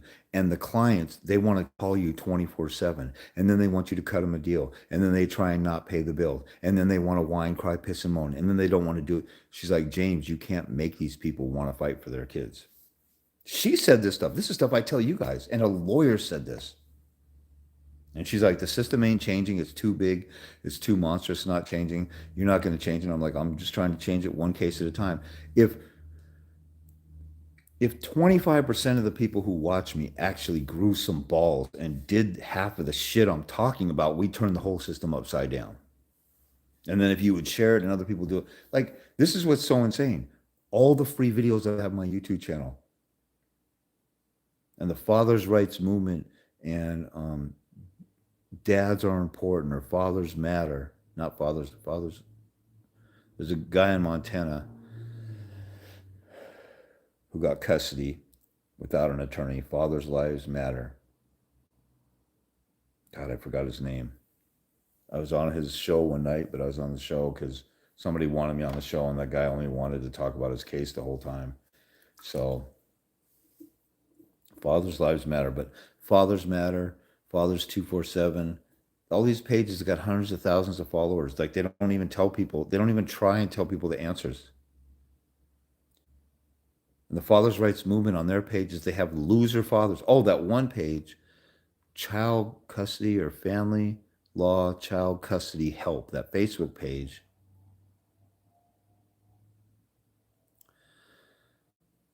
One of the guys that I talked about that's a hustler, the guy who charges $500 an hour, he's always on this page. Family law custody help on Facebook. If you search those terms, you'll find it. A bunch of losers who are lost are asking questions, and it's all the other losers giving them answers. And then when people put my stuff on a Facebook page, there's a woman in Australia, she's a father's rights advocate. She said she put some of my stuff on the father's rights movement page, and they're like, we can't listen to that guy. He talked bad about us. I got answers to help people win their lives with their kids back, and these faggot ass offended little sissy thin-skinned bitches are sitting there saying, oh, we don't like James because of his tone. I got answers. If I had a map to a treasure of gold and I said, you mother effers need to come meet me at 7-Eleven on this corner and I'll give out the map to the first 3 people, you dumbass, and I started cussing you out like Cole Robinson on Snake Diet, would you care that I cussed you out when I got a map to a pot of gold or a treasure chest? Would you care if I had money? See, you wouldn't care if it was money. And that's why, like the guy I was just talking about, he's like, I haven't seen my kids in 4 years. Can I terminate child support? Bitches care about child support big time. They care about money a lot. The relationship with the kids, man. I had a guy call me the other night. He said he has this child support case. He didn't know about it. He didn't get served. But he has this child support case. And I was like, well, when was the last time you seen your kids? And it turns out once in like 4 years. I'm like, why don't you just keep your kid? I can't because I'll get in trouble. Like the mother call the cops on you? Yeah. Why don't you call the cops on her? Oh, I already tried, and they said they can't do anything. It's a civil matter. We have to go to court. So you already got the answer, and you won't keep your kid or go pick up your kids at school. There's no court order for this guy. He's free to get his kids if he wants to. And he's worried that she'll call the cops, and he already knows the cops can't do anything. He's lying to me, or he's such a delusional, dumb. These guys are mother effing low IQ, retarded pieces of shit. that don't even want to try. And that guy called me up, and I was cruising or something. Sometimes I'll pick up, and if you catch me at a good time, I'll talk to you for a few minutes. But I'm not going to talk to you for hours. This guy talked to this guy for a few minutes, and every time he made an excuse, I said, "Well, how come you were able to search and find me when it came to child support, but for the past 4 years you didn't even?" And he's in Washington State. For the past 4 years, you didn't even look for me because you would have easily found me. Oh, it's just a lot to deal with. There's a $250 filing fee to start a case. So $250 was stopping you from rescuing your kids from a child abuser. I had to hang out. I don't want to help you. If you were going to hire me and pay me $1,000 a month and was a consistent client, I do not want to help you. I can't help you. I can't help pussy ass bitches like that. And I don't want to sit there and, like, the lawyer I just talked to, the lawyer I told you guys that I just talked to, she said you can't make somebody want to fight for their kids. Like, I want to fight. I want a dad to fight for his kids more than he wants to fight for them half the time. I refuse to do it now. I've burned myself out trying to do stuff like that. And that's 99% of dads. I'm here for the 1%. And the reason why I can talk to my audience like this is because I did it. And I had no idea. I didn't have the James Christensen that you're looking at right now, me now. If I was there, if somebody like me was back in 2001, I would have found me. Let's say there's some guy named Billy Bob who preached what I preached back in 2001 when I was totally lost. I was a warehouse worker who flunked out of college.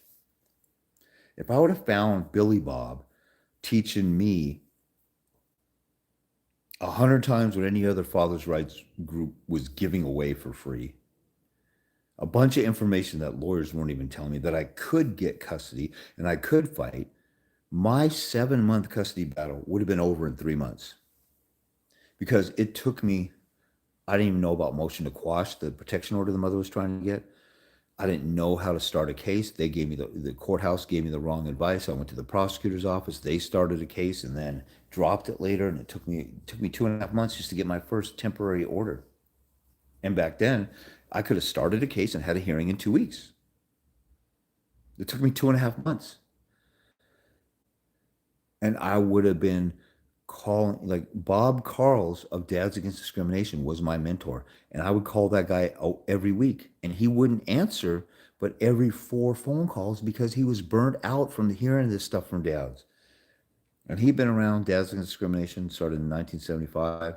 And he'd done the Washington chapter for like 10, 15 years. He was burnt out and he didn't feel like dealing with it sometimes. Even his star pupil, me, who was winning stuff, he didn't want to hear it and deal with it.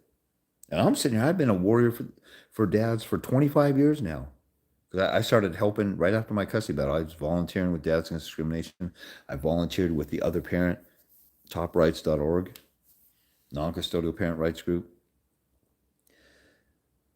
Dennis Gack tried to get me to work with him, but he was kind of a hustler because he was like, look at this $600 check I got from a dad before I even started doing anything for him. I didn't like his vibe, but I've seen it from every angle. I've been a clerk at the courthouse. I've seen behind the scenes how judges and clerks and bailiffs talk about people when they leave the courtroom. I've been a paralegal at the largest family law only firm in the state. I was a paralegal for a solo practitioner, and then I've done contract paralegal work. I've seen it all. I've been out the courthouse. I've been at the courthouse protesting. I've sat in on people's trials. I've seen it all from every angle. And I'm the dude that everybody likes to hate the most because you don't like my tone. I've been there. I've done it. I was where you were. I was traumatized by the court system as soon as I was served. I was served a restraining order at my daughter's doctor appointment.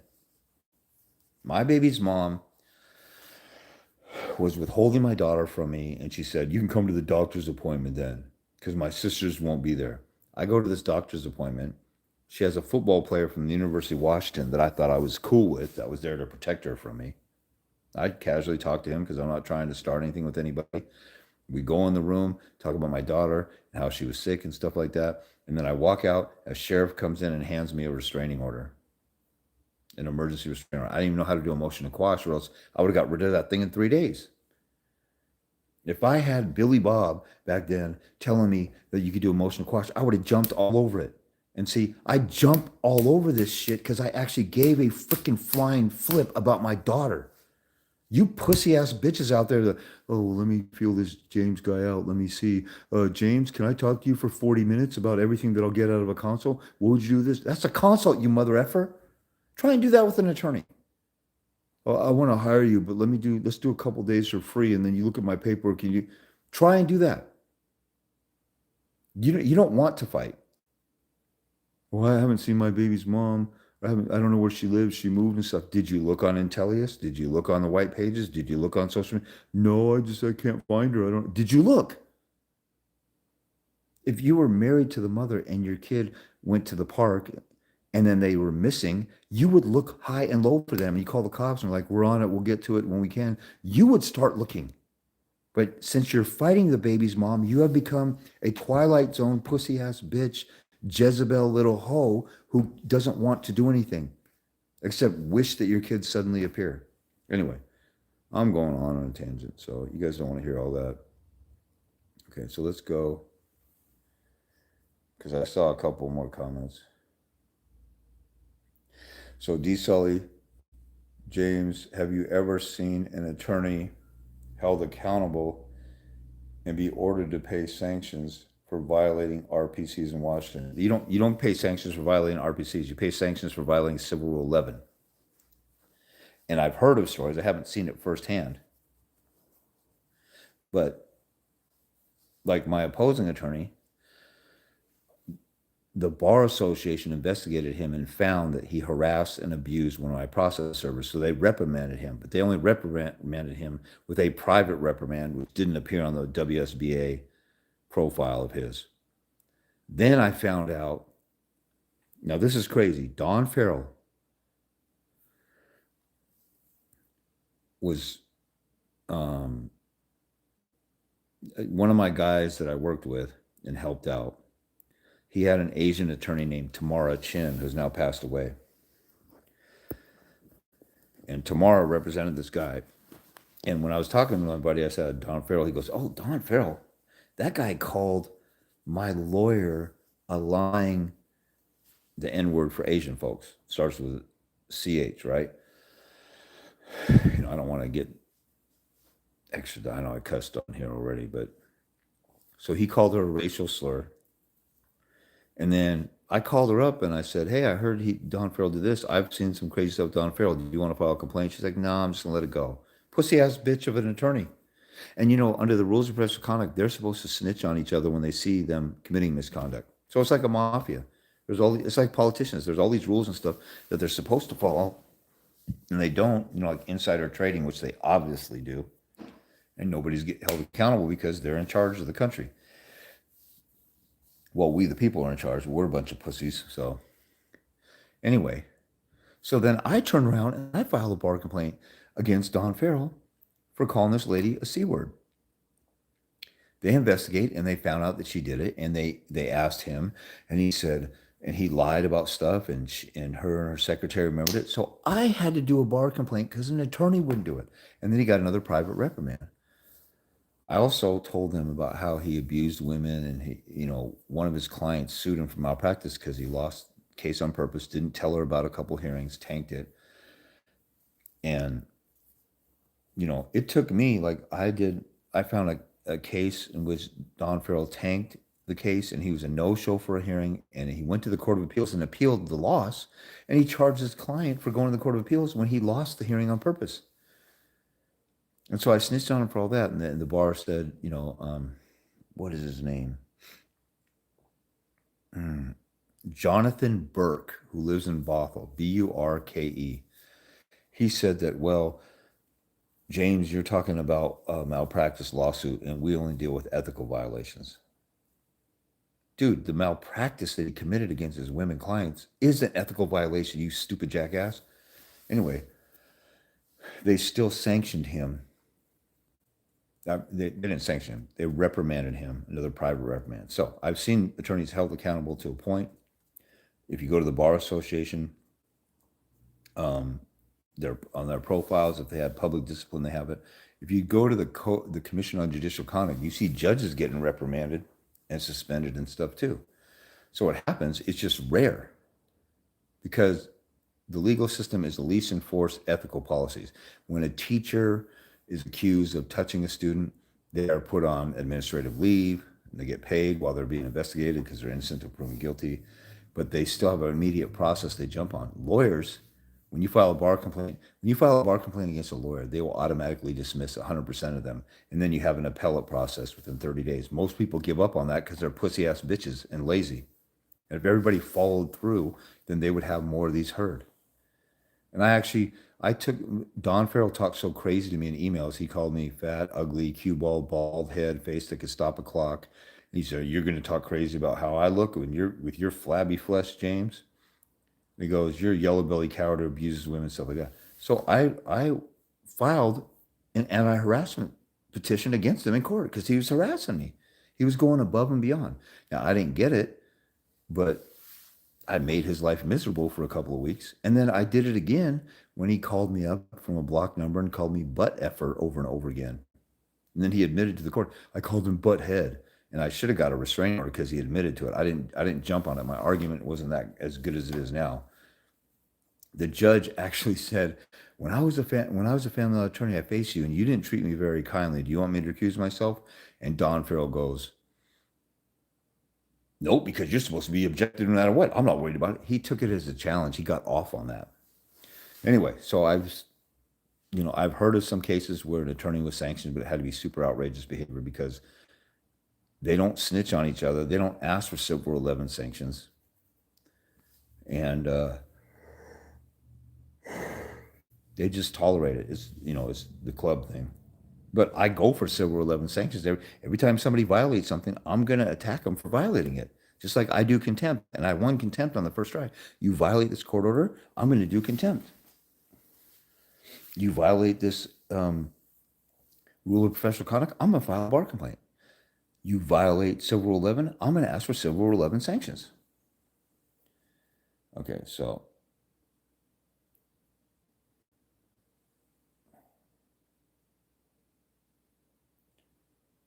James Custer said, "Yeah, because I already got all that anyway." I'm not sure what you're talking about. If you're still here and you want to clarify what you're talking about. If I'm on a roll with something, you guys comment on something and you're really vague, I'm not going to know what you're talking about. You gotta say it like you're telling somebody something for the first time and they're first hearing it, even though I might have said it. Like I'm saying a lot of stuff, so I don't remember exactly.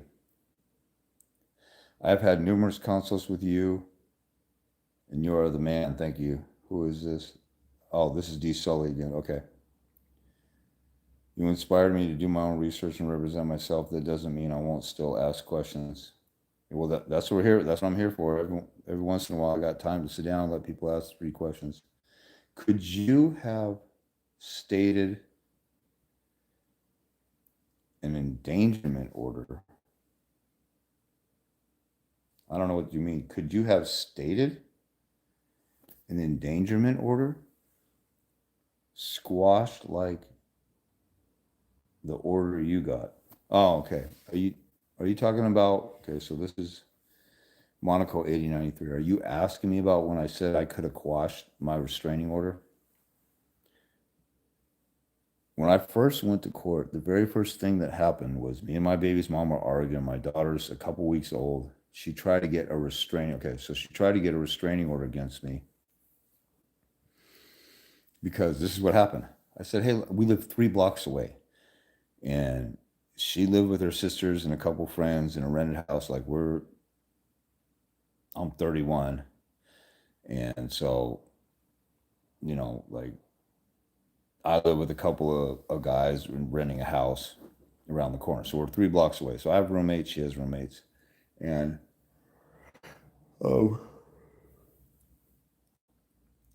actually I was subrenting from a buddy of mine who had a family, and it's a split level home, so it worked out for both of us. I helped out with the payment, stuff like that. Anyway, so we live 3 blocks away, and she's like, "I'm not going to risk my daughter's life and bring her over there in the cold, and she's sick." I'm like, bundle her up. Like, or can I come over there when your sisters are gone or at work? She said maybe. And then we started arguing. And then I said, if you keep doing this, this is going to get ugly. She said, oh, was that a threat? So then she calls the cops, and the cops advise her to do an anti-harassment order under RCW 1014. And so we went to court. That's when I got served at the doctor's office, which is kind of effed up. But I knew it was coming because the cops had called my house when I wasn't there, and my buddy who lived there with his family, they picked up. But I didn't know it was going to be done at that office. But I was kind of ready whenever it would happen. So that being said, that was the first thing going to court. So when the mother went to court and got an emergency restraining order, I think I've done a video on this. Let me go back here because I got to relax my back a little bit. So my baby's mom got an emergency restraining order without talking to me. That's governed by Civil Rule 65. The court will not enter any injunction, and your state might be different. If you type in the name of your state, Civil Rules injunctions, you'll get it. But usually it'll be called Civil Rule 65 because the state courts copy the rule format of the federal courts, because the federal courts are there first. And they had the rule set up, and the states kind of copied it. But different states like California, New York, a couple others don't follow that same numbering pattern because they want to do their own thing and be special, I guess. So she got an emergency restraining order against me. And the rules say they will not grant an emergency restraining order unless notices be given to the other side. The only exception is if there's irreparable or irreparable harm that will be caused by waiting until you get the person served. Like, oh my God, he's at work or he's on vacation. He can come back anytime and kill me. I need a restraining order now without giving him notice. I can't find him. Now, that should be rare, but it's become the common thing. It should be rare that they have an exception to the note. You always have to give notice anytime there's a court hearing for anything. That's what's fair. That's due process. But the Civil Rule 65 allows an exception for irreparable harm. What usually happens is a woman says, I need a restraining order now or he's going to kill me or he's going to harm me. And it's an emotional plea, and the judges emotionally react, and they don't think logically about it and don't even follow the rule. One of the legitimate ways to use that is, hey, look, I need an order that restrains the mother from taking the child out of state because she has a timeshare in Acapulco or Jamaica or Cancun. And if I don't get a restraining order right now, if I tell her and give her notice I'm coming down here tomorrow or whatever, she'll be on the next red eye and she'll be on a boat or whatever, and she'll be gone and I'll never see the kid again. That would be irreparable harm if you don't grant this right now before I serve her and before she can be heard. So there's an emergency restraining order put in place. I say all that to say I want to give everybody the whole rundown. Also in Civil Rule 65, it says you can do a motion to dissolve or quash, starting with a Q. There's no S at the front, not like the sport squash or the vegetable squash. Quash the restraining order like you quash a bench warrant. There's a bench warrant out for you. You can go to court and say, hey, this bench warrant is bogus and bullcrap. I want it quashed. You can quash an emergency restraining order or have it modified. Like if you are restrained from the mother and the kid, and you're like, hey, look, I just had the kid the other day. Take the kid off of it. Let me pick up the kid from school and give me some visitation, and then quash it or eliminate it totally, and then it just goes away, and then you show up at the full hearing. I didn't know about that process. Bob Carlos didn't even tell me about it. I'm telling you guys, I tell people literally 100 times the information that I got in 2001, and I got full custody in 7 months. I wasn't even told about the war of attrition. I was just engaging in it. Why? Because I had some balls and I loved my daughter to death. I fell in love with her as soon as she was born. And then she was taken away from me. That makes you automatically desperate to want to fight for your kid. Anybody who thinks otherwise, oh, I shouldn't have to fight for my kid. My baby's mom is making it hard for me mentally. You're a freaking pussy ass mother effing faggot. I didn't have to have somebody tell me or coach me into wanting to fight for my kid. And I was totally lost when I did it. And I found all of the recourse that I needed to be able to get custody in 7 months and fight off restraining orders and fight guardian items. And I didn't need somebody to say, I didn't go to say, should I talk bad about the guardian litem who lied about me? I just instinctually know we're in a court of law. She signs this under penalty of perjury. She's lying. I should tell them that she's lying. You got mother effing pussy ass, fruity little feminine sissy bitches who are like, I don't know if I should talk bad about the person who's lying and slandering on me. It's insane. That's why I say the family court is the twilight zone. The judges and commissioner, you walk in there and everything is backwards. But also, the fathers are backwards. You wouldn't let a neighbor come up and slap your kid. You wouldn't let a neighbor, your kid stays the night at a friend's house up the street, and then you want them home, and the neighbor says, no, they're going to stay here another 2 nights. You would say, F you, give me my kid back. But you won't do that to your baby's mom because you turn into a pussy as soon as she does that criminal child abuse stuff. Anyway, I didn't know about motions to quash. I didn't know about discovery until the mothers. See, this is how ballsy I was, and I didn't do anything more than I didn't do anything that was Supermanish, anything that was greater, like that a super dad would do. I did what a normal dad would do. The problem is, like, here's the level of what a normal dad would do: fight for their kid, rescue their kid, dive in the water if their kid was drowning. I just saw a clip where this kid was sitting on a dock and a seal came up and grabbed the kid and pulled the kid underwater, and a guy just jumped in. I think it might have been a grandpa or uncle. He looked a lot too much older to be the dad. A dad would just jump in and do that. So this is the normal dad level. So to me, when my baby's mom was trying to get a restraining order, I fought her and I attacked her and I went in court and made her look like a total loon. I said she's crazy, and so is her family, and they're a bunch of psychos trying to destroy my relationship with my kid, and all I want to do is be a father. I care less whether I talk to this bitch ever again. I didn't say bitch in court, but I said this calls into question her mental health. I was doing normal dad stuff, and everybody's way down here. It's not that I'm so great. I was doing normal dad stuff, and we got a bunch of mother effing single mom raised pussy ass bitches down here, not even trying. And then I'm saying, come up here and do this normal stuff. And then I'm an asshole because I'm telling guys to be men. But now that I see it, I see life coaches out there like, what's that guy's name? Something Francesco Fracilla. Francilla's big buff dude. He has a bunch of sports cars. He has a podcast where he's kind of talking shit like all you got to do is just fight and not give up, and these people will just quit on you. And he basically calls the average person a sheep and a bitch too. But I was just doing natural instinctive stuff. My kid was being taken away. I was going to war with everybody that came against me and my kid, and I lost some friends. My reputation was bad. But you know what? I don't give a shit if I'm in a room full of haters and my daughter is right here. They can sit there and hate at me and look at me crazy. I just talked to a friend of mine. She went to a gathering for mothers and daughters, and she just got back in her kid's life. And the other mothers were, when they realized who she was, they kind of distanced themselves and they're looking at her and acting all weird because she's been alienated. And the dad had talked bad about her to the other mothers. I mean, that's a woman, so it's going to be a little different. But I'm like, who gives a shit about some stupid ass idiots who believe lies?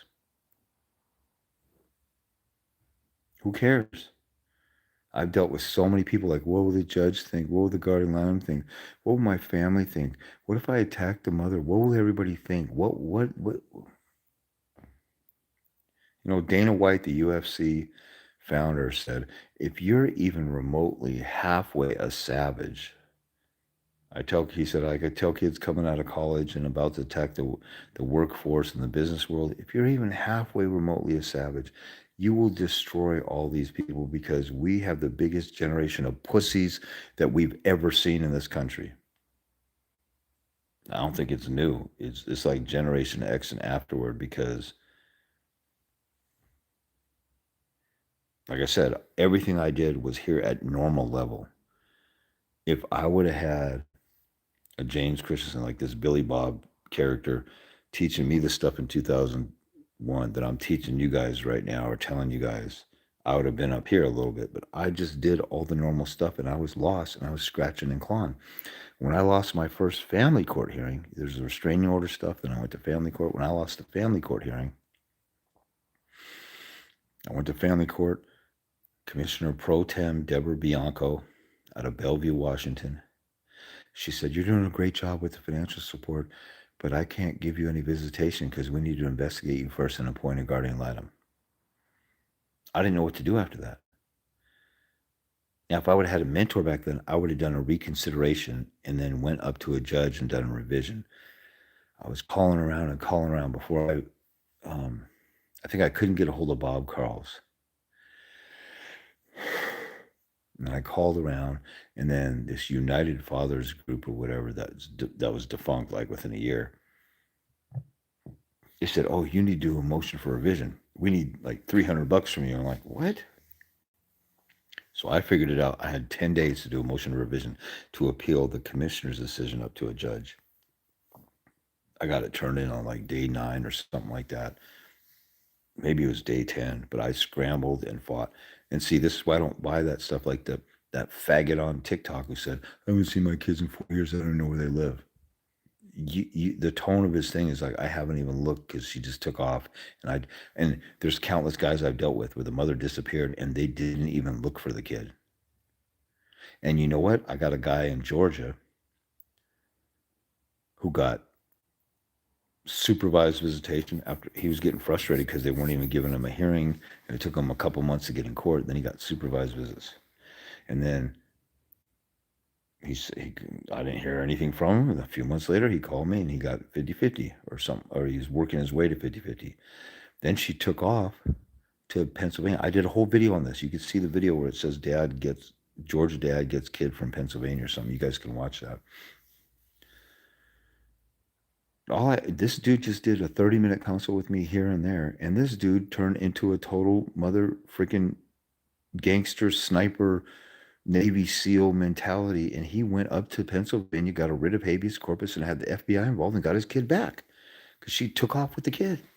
And he went from supervised visitation to 50-50, and now he's got full custody, and I think she's on supervised or limited time. She has to come down to Georgia to see him and stuff. That dude just killed it within a year. And if guys would just get on it and treat this like your life depended on it, because it does. Guys are like, "Oh, I got a career and I'm working my way up," and they're thinking about all their ambitions, which men should do.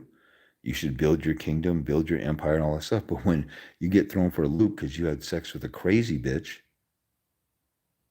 that's your fault. And you brought a kid into the world so you could go rescue them. I saw a guy locally in Seattle. He's like, "The stupidest thing you could ever do is tell a father he needs to fight for his kids. How about these women go get counseling for their mental health and stuff?" You think they're going to do that, bitch? You had a kid with a crazy woman and you knew it because you love the crazy sex is the best sex. And then now you're shocked that the crazy person is acting crazy. You want to be able to go and spread your seed in anything with 2 legs and not have it. And I saw the guy's comments, and somebody said, "Well, just you got to do stuff within marriage." And he's like, "Yeah, tell me something that I could actually do." Well, if you don't want to do stuff the right way or God's design or nature's design or with the natural order, then you're a stupid jackass who has no accountability. And this guy talks all this shit about what a tough guy he is and what a real G is and what a real man is, what real men do. But then when it comes to this, he wants to project blame on now she needs to go get help for her problems. You dance with the devil and you get the devil's results, and you're mad about and you're shocked about that and want somebody else to fix it for you, pussy ass bitch. Anyway, I was talking about motion to quash and I got way off on that. Like I said, I could do a 1-week seminar off the cuff. And if everybody's like, "Okay, we got the answer, James, move on to the next question," I could keep going. You could give me a buzzer like answer in 10 minutes and then move on if you didn't want to hear all my rambling or going off on a tangent. Do this stuff for a week. That's why people who don't reach out and don't want help, like the people who come by on TikTok and they don't pause and go, oh my God, look at what this guy says. And then there's some people who pause or they become followers and they're like, is that your real number? Can you call me? I really need help. I got people like, I don't sit there and read the comments all day. If my number is on here, if you want help, reach out. People will DM me, say, hey, can we talk? What do you think I got my number on here for? Are you that freaking stupid? You can't take initiative? If your tooth is hurting you and you see and you look up dentists on the internet, or let's say we're in phone book days, you look at dentists and then you go on there and you call and say, hey, I was just wondering if we could talk sometime. Maybe I could talk about setting up a dental appointment. You don't do that shit. You say, well, I'm in pain right now. I need to get in. How soon can I get in? But guys who are in pain from suffering from not seeing their kids, they don't want to call. There's a number for answers to Lifeline for your kids. Like if you're drowning in the sea and I throw you a lifeline, would you say, hey, is this lifeline really stable? Hey, can you talk to me about it for a little bit? Hey, can we sit down and talk for a while? You're drowning, mother effer. Grab the lifeline. But I'm not going to go out of my way, and I could if I was a greedy little whore and all I cared about was just making money off of phone calls and meetings and stuff. I want you to show some damn initiative. And if you can't have the initiative to call me at the number, I've had people who say, man, I need your help. How do I get a hold of you? And they're watching a video with my phone number right across here. You can't be that mother effing stupid. But it's a spiritual war out here. You know, the scripture says the devil blinds the minds of those who don't believe. There's all kinds of people just freaking blind. The answer's sitting right in front of their face. They're like, I really could use help. How do I get a hold of you? You can't be that stupid. I can't make this up. It's literally insane. Again, here's how people act in the normal world out here. And then we get into family court and it's the twilight zone. And the judges act different. And pussy ass bitch dads or even alpha males. I've had guys 6'6", 350 pounds in my office crying over not seeing their kids. And I'm like, okay, you got to do this. You got to do that. I can't do that to my baby's mom. And I'm just sitting there with my jaw dropped. Like the dude could whoop my ass and probably it'd be a one hitter quitter fight if we fought. And he's a pussy at heart when it comes to fighting for his kids. Insane. That's why I'm not afraid to talk shit. Like if somebody wants to knock me out because they don't like the way that I talk, you're a pussy ass bitch before, during, and after, and you didn't change. And I got up after I got knocked out. You're still a pussy ass bitch and you're not seeing your kid. That's the stuff that really matters in life. Okay, let me see if I can find where I'm at. I'm sitting there. Okay. Okay, so hopefully, Monaco, you got your answer. That's what I meant. Does that work for in engagement? She said engagement. I thought you said endangerment. I'm really not sure what you're talking about. If you're talking about being engaged to a woman, if you're engaged and you call off the engagement, that's it. I'm not sure what you're talking about, dude. You're gonna have to clarify that. If you're talking about marriage or engagement, I'm only talking about a restraining order. You can get it quashed or modified before the full hearing. A woman goes to court, gets an emergency order, an ex parte, or gets an ex parte emergency order in the emergency courtroom, and they serve it on you. Now you're restrained. You never got a chance to talk in court, but they order you to appear in court later on, 2 weeks later, 3 weeks later. You have an order to appear, an order to show cause, and come to court for the return hearing. She went to court and got an emergency order. She returns to court, and everybody comes to court, and you have your full chance at due process to be able to answer and argue. So, restraining order, emergency hearing, a couple weeks later, a return hearing. But in the middle, you can, somewhere in here, you could say, I want to quash this one over here. I want to quash that. I want to undo that totally.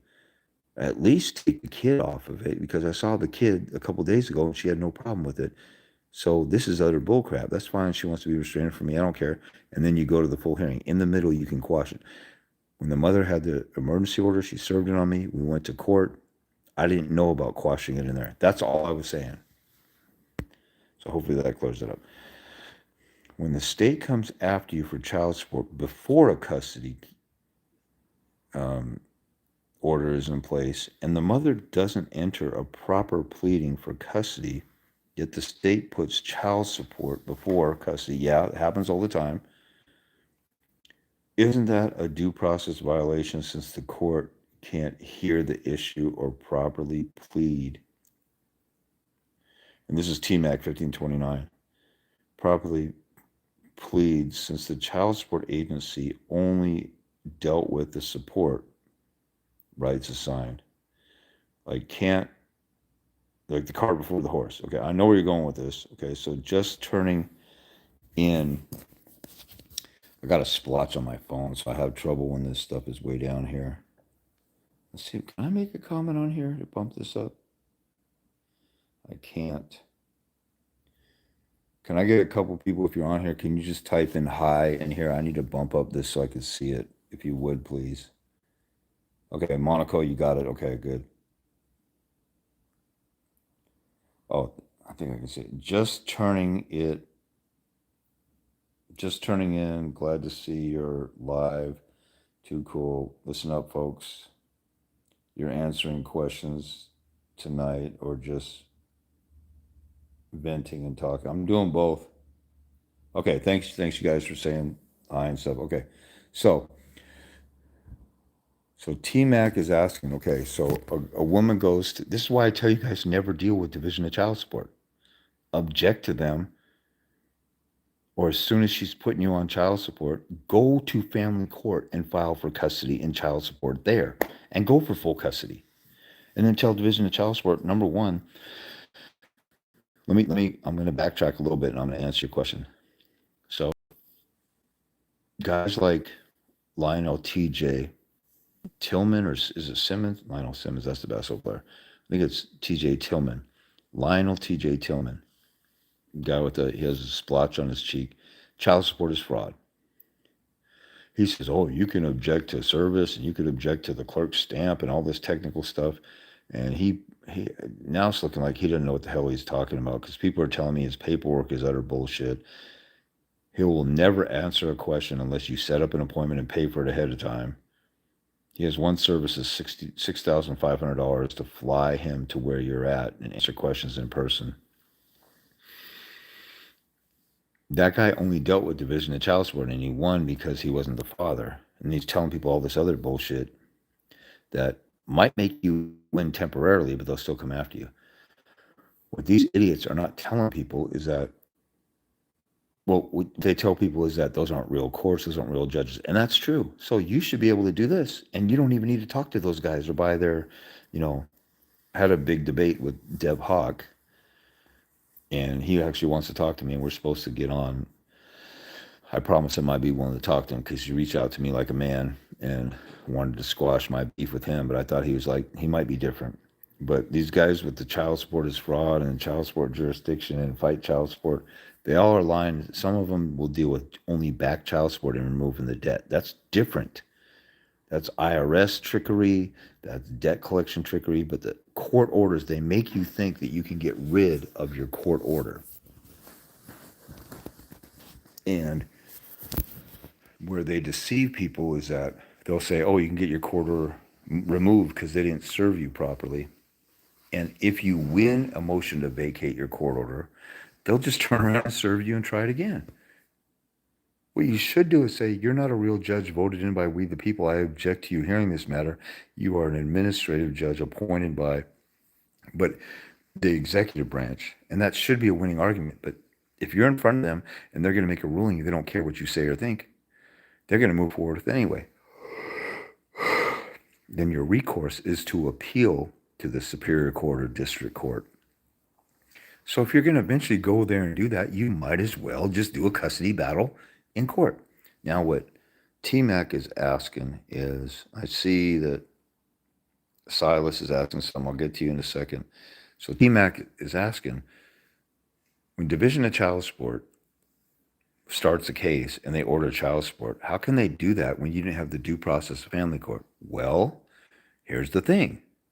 If you let the mother have custody, their administrative process or the administrative code in those states that's created by the executive branch and not by legislature, so it's not really legitimate, but they are set up to be able to collect child support because you let the mother, you voluntarily let the mother have custody. You didn't agree with 50-50. You didn't take the kid. You let her have custody. So based upon that truth, they can order child support or do back child support. This is why dad should not be letting the mother have total domination and sit back, because you do that for 4, 5, 6, 7 years, she'll go get you on back child support. And if you get a custody order, it's just starting at age 7 or 5 or whatever. You should start if the mother's in agreement with you and she wants to be 50-50, then go to court and get a court order that says 50-50 and no child support while she's agreeing. I have countless stories. I can't even tell you how many times guys call me up and say, "Hey man, she was tripping before, but now she agreed and changed her mind. What do I do?" Get into court tomorrow with final orders and agree on it. Okay, man, sounds good, blah, blah, blah. And they don't really, they're being lazy bitches. They think, okay, that's it. And then they go back to their baby's mom and they're like, oh, why don't you trust me then? And blah, blah, blah. And they argue, and then she doesn't want to do it, or he doesn't even ask her because he's enjoying the peace of them getting along. And then 2 months later, she goes to court and going for full custody and all this other stuff. And if they would have listened to me while she was agreeing with him and got her to sign off on it, and there's ways to talk women into that. And if they're really in agreement, or some guys will say, I didn't want to just disturb the peace we had. If she's in agreement, then she'll agree to it. If she's bluffing with you, then she'll show her cards and say, why do you want to do that? You can say, why don't you want to do it? If you agree, let's get this locked in so that we can have this and that. Or, if all you want is 60-40, say, look, you're not going to get child support on me unless we do this. And, I can fight the child support on division of child support or whatever. You should get it locked in, but guys won't get it locked in. And they call me like 3 or 4 months later. Yeah, man, I'm on supervised visitation. I'm like, what the heck? What the hell happened to 50-50 when she agreed?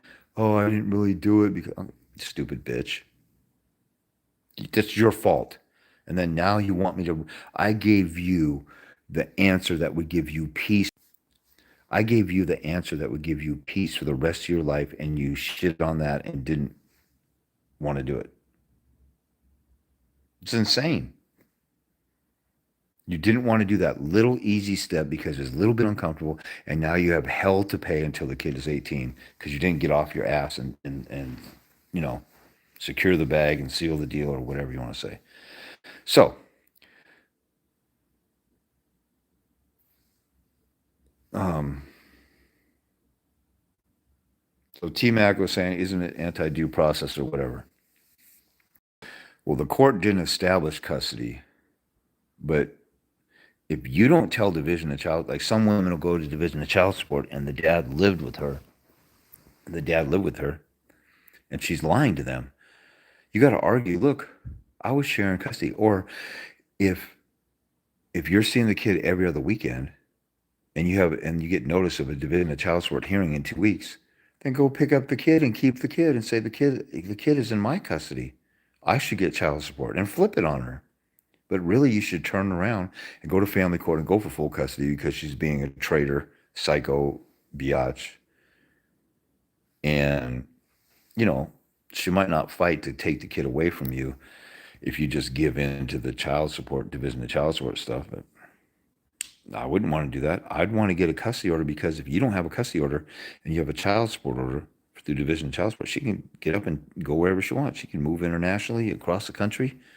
You need to secure that custody. If she's a traitor and money from division of child support or through division of child support is more important than a relationship with the kid, she's a traitor. As soon as my baby's mom tried to get a restraining order against me, the war was on. Once I recognized she's a traitor, I should do a video on that. Once you recognize they're a traitor, treat them like a traitor. Stop being a bitch and a simp and treat them like, well, let me just work with the traitor and hopefully they won't slit my throat when nobody's looking. Caesar had traitors from within, or whoever it was who got stabbed in that bum rush when they all did it at a legislative session in Rome or Greece or whatever. Who am I thinking of? I'm thinking of one Grecian or Roman emperor who was basically, they were getting sick and tired of him, and they, like 16 of them stabbed him during a public meeting or something. But Once she shows signs of being a traitor, it's time to go for total control. You're the man. I talked about this earlier. The man is the leader of the household. He's the protector. He's the protector, the provider, the leader. He sets boundaries with the kids. He gives male affirmation. We are superior parents because we are the leader. The woman is the helpmate. We are naturally superior just by one factor that it's undebatable. It's irrefutable. It's an uncontested fact. Men provide protection better than women do. We can fight off a strong man better than a woman can. We are superior as parents and leaders of the household. If the helpmate becomes the leader, there's total chaos. If Tom Brady's left guard or left or right tackle lines up behind center and they get out of their role, the Patriots are not winning any Super Bowl. The leader of the team needs to be back there. Now, all those linemen could beat the snot out of Tom Brady and snap him in half. They're bigger and stronger. They have better qualities than him in some areas. But he's the captain of the ship. He guides and leads that team. And guess what? A bunch of men submit to him. Women are like, I ain't going to submit to no man and blah, blah, blah. Men submit to men all the time. How come you're inferior to us and you can't do that? Hypocritical bitch. So anyway, the due process, when division of child support establishes, I think I made it clear, establishes that the mother has custody. Now here's the tricky part. Guys think that the division of child support said, a lot of times they say, oh, the division of child support said that the mother has custody and we didn't get a fight over custody, we only fought over child support. This might not be related to your question, or maybe it's tied in as far as you're concerned. No, you let her have custody and you agreed, yeah, the kid's been living over there. So there is no custody battle because you established the fact that she has custody. Now we have to figure out how much child support are you going to pay her because you just agreed she had custody because you let her have custody because you didn't man up and just take your kid whenever you wanted to and you let her own your kid. And so what the court does, division of child support does, and when I'm not talking about the courthouse, we're talking about division of child support, the administrative part of DSHS, Division of Child Support, when they, as a result of you letting the mother have custody, they'll say the mother has custody. What they're really saying is the mother has been having custody, and that's what the parties have been doing. They're not ordering that you have custody. Some people get confused about that. The division of child support is not making her have custody. A lot of guys say, well, she has custody. I'm like, I thought you said you didn't go to family court. No, we have ordered child support and she got custody. I'm like, division of child support doesn't order custody. Like, no, it says it in the order. I'm like, no, you let her have custody. So they say, because the dad has let her have custody, she's the custodial parent. They don't order the custody. They acknowledge the reality. Just like, I don't know, this person passed the test for whatever, so they're an American citizen. So now they're out. Now they're officially an American citizen. It's like they did the stuff to become a citizen, so they get the stamp of citizenship. They didn't order them to be a citizen. They applied to do it, and they acted like somebody wanted to do it, and they took the test to do it, and they got it. The Division of Child Support didn't order the mom to be the custodial parent. They were saying you went through the process of letting her have custody all the time, so she's the custodial parent, so she's the one who gets child support. They're going to order child support for whoever deserves it. And the person that deserves it is the person who's been taking care of the child, and you let it happen.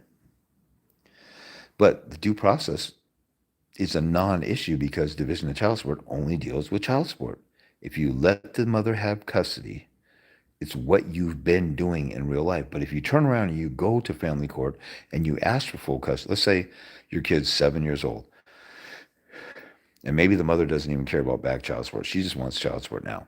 So they order child support right now. And you turn around and say, this chick is crazy. She's dating, she just moved a guy in who has a sex offense. And you go to family court and you get full custody. You can get full custody and then you'll get child support by family court modifying that order because custody changed. You had all the due process you want in family court doing that.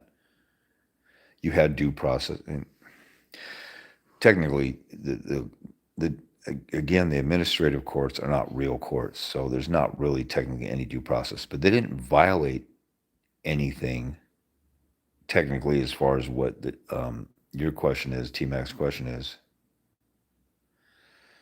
They didn't violate due process. Their procedure is we're gonna order child support for the parent who's been taking care of the kid. And you walk into the division of child support and she's been taking care of the kid because you let her, they will grant her that.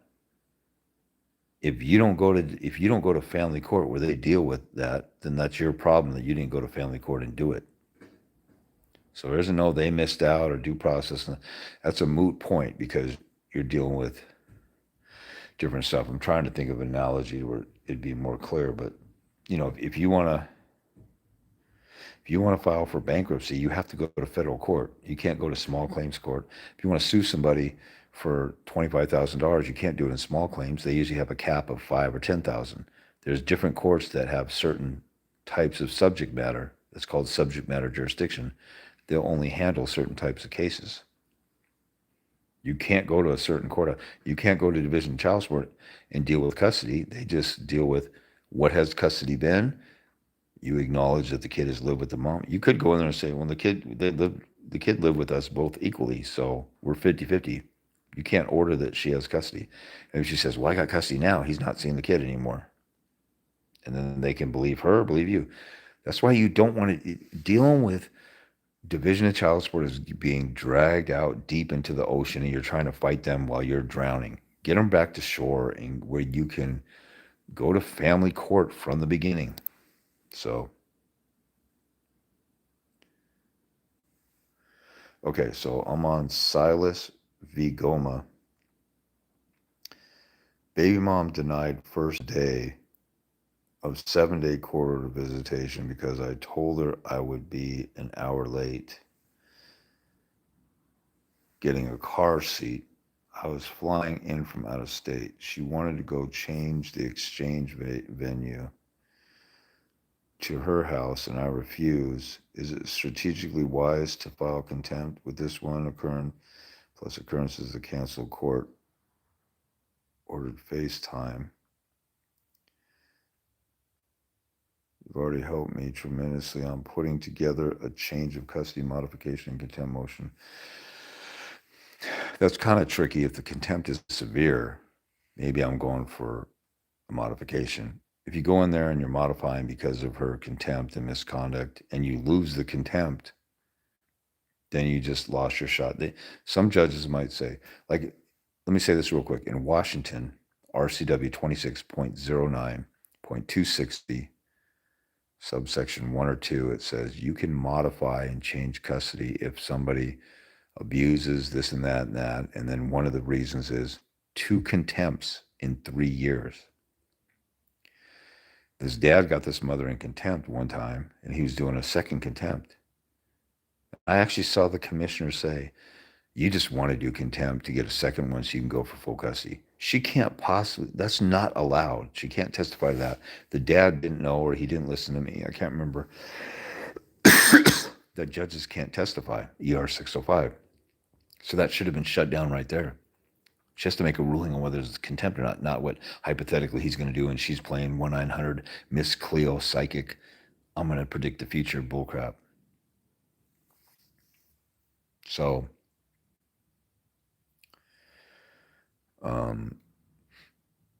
sometimes the judges might think, oh, you want to use this contempt as a platform to get full custody. If you're doing both at the same time, if a judge might shut that down, like there's no contempt here, so you don't really have a case. So I wouldn't do them simultaneously if you're relying on the contempt. But if you missed a whole 7-day visit, I'd do contempt. And here's the argument with that. Some people say, well, he was going to be an hour late and he forfeited the contempt. First of all, you said you're flying in from out of town. You're getting that. If she was ready to comply with the order, that means she had nothing planned for 7 days. What's an hour to her? This is an argument that I never see people make. The woman says, oh, he was an hour late. That's inexcusable. And then he's like, I'm doing this and I was doing that trying to get there. Why? I've never seen anybody make this point. I had a 7-day visit scheduled. If she was going to come there on time and act in good faith, then that means she should not have had anything planned with the child for 7 days. So why does she need to keep the child? If she has to wait an hour, she was going to do her own thing for the next 7 days anyway. Now, if she says you can have the child as long as you come to my house and it's not like 5 hours away, or if you're going to meet at the place and she's making it 10 times as far, I would just go do it. I would get the kid, but so that I don't miss out on my kid. But I was actually happy when my baby's mom violated the order. I had some visitations, and then, or no, her attorney voluntarily told her, "Hey, look, let him have the kid a little bit before the order kicks in, or else you look bad." We went to court. I got 5 days a week. My first court order, 5 days a week. Before that, she was withholding the child for 40 days, and she got an attorney. And the attorney's like, "Hey, she wants to let you have a couple hours, 3 hours, 3 times a week."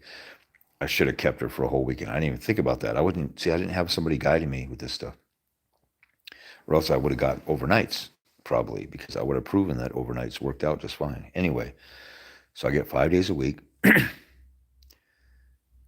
and they were letting me have a couple days, but when my visitation kicked in, the mother had delayed her um, maternity leave from work, so she kicked it down the road. So she thought that my visitation got kicked down the road. It didn't. It was a specific day. So I went over there to get the kid. She wasn't there. I went over again, so I missed 3 visits. And it was only 3 visits for like 4 hours. But I was actually happy because I had nothing on her. Didn't drink, smoke, do drugs, do anything crazy. She had a nice job, clean cut, all that stuff. I didn't have anything on her, but I had this on her. This was a manifestation of her narcissistic alienation, using the child as a weapon against me, bullcrap. So I was happy for the contempt, but the child was nowhere to be found. I couldn't even get her. But if you have a situation where, like, okay, you're traveling from out of town and you could go get the kid at her house, I would just go do it. But I would still find her in contempt for playing that game. If you weren't able to get the kid, I didn't read if you were. If you weren't able to get the kid, then I'd do contempt, period. But I would do contempt on its own, and then if you win the contempt, then maybe you have a better platform for a modification. That's just my opinion. Again, there's no predicting any of this stuff. Like, think about it. I told you guys I went to the Seattle courthouse and I got 0 visitation on my first try. And they said they had to investigate me. Violation of Troxel versus Granville, page 58. If you don't know what that is, go watch the video or get a consult with me. I didn't know that back then. If I would have had Billy Bob, another James Christensen, teaching me this stuff, I would have been able to fix that right there and then. I get 0 visitation on my first try. I appeal from a commissioner to a judge, a motion for revision. And this is crazy. There's a lot of attorneys who tell guys, don't do a revision. It's a waste of time. You won't win. They just always rubber stamp with the commissioner. I went from 0 visits to 5 days a week. And it was huge because when we had the actual custody transfer, my daughter didn't have a problem because she was seeing me 5 days a week for a few months. She had seen me 5 days a week. Now, if I would have had every other weekend, the transition might have been even harder for her. Thank God I had these small, even though they're small visits, they were consistent. She saw me 5 days a week. It's almost like seeing me every day. I just didn't get Sundays and Fridays because the mom worked 4/10s. So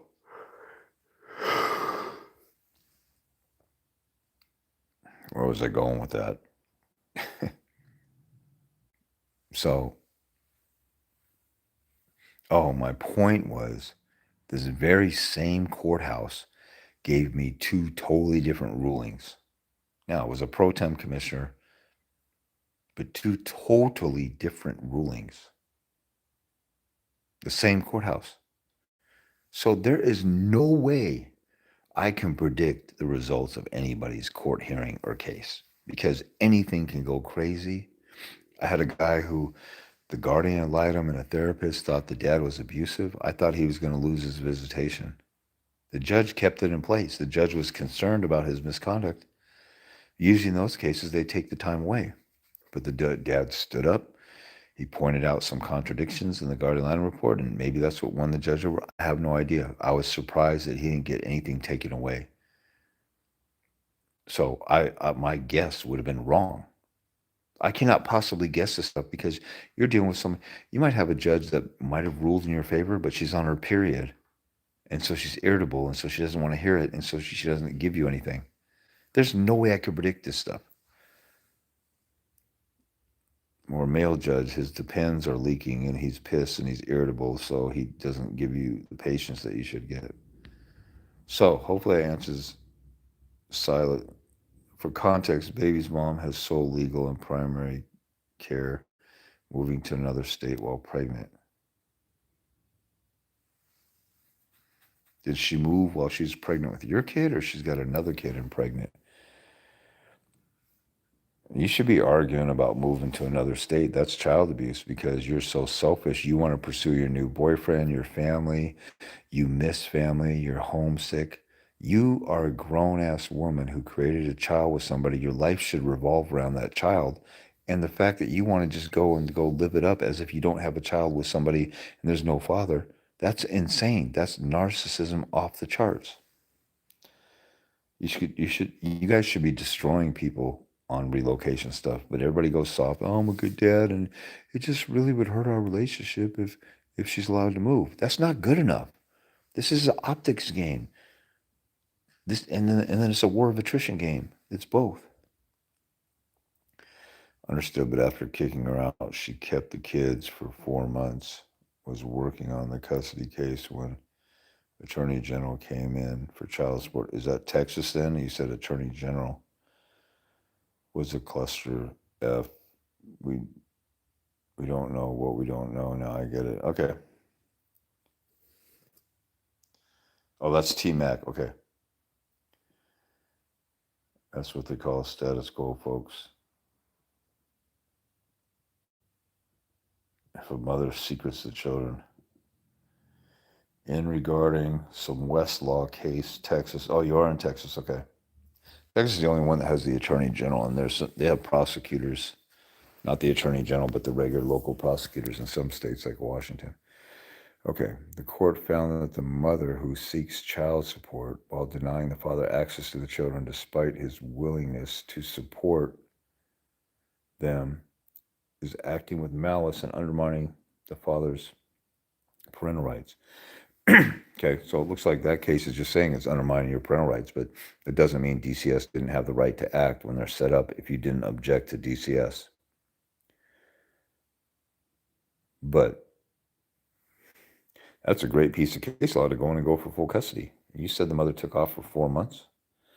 I mean, you got alienation there too, and all the science says that alienation is just as traumatic as physical and sexual abuse, and then especially if you had a bond with the kid beforehand. Another case highlighted that a mother applying for child support while preventing the father from seeing the children can be seen as malicious act, especially when the father is willing to participate in their lives. Okay, that's the same one I read. Okay. Yeah.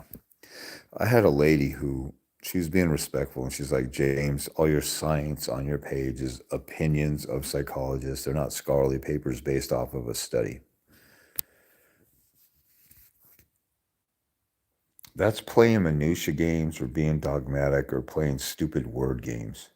Because if psychologists get together and they don't have a fancy study and they say, kids need parents, all the data that I've seen says so, and I conclude that kids need parents, and a bunch of other scientists or psychologists sign off on that paper, that's the same freaking thing as going through and doing a study and then coming with a scholarly paper, because who does scholarly studies and scientific studies and stuff like that? Scientists. If these are the people who do that type of stuff and they come up with an opinion, and the other thing is, they come up with an opinion, it's the same thing as a study. A scholarly study is the opinion that you have after doing a study or a scientific experiment. After that, it's still your opinion. So when people say, oh, this is no scholarly study, or this is just a paper written by experts who are around kids all the time and then studied a whole bunch of cases, it's the same freaking thing. Anyway, I just thought I'd make that point. So, Silas, I missed the first day of 7 days. Okay, so if you missed one day, do a contempt. She was adamant about meeting at her house. We agreed to an exchange. I even drove a block away from her house, but she would only do the exchange at her home. Wow, she wouldn't even do it down the street. That's, if you have that documented, that's just showing her bad faith. I meant to say we already agreed to do an exchange. I had to organize travel. I got her the second day.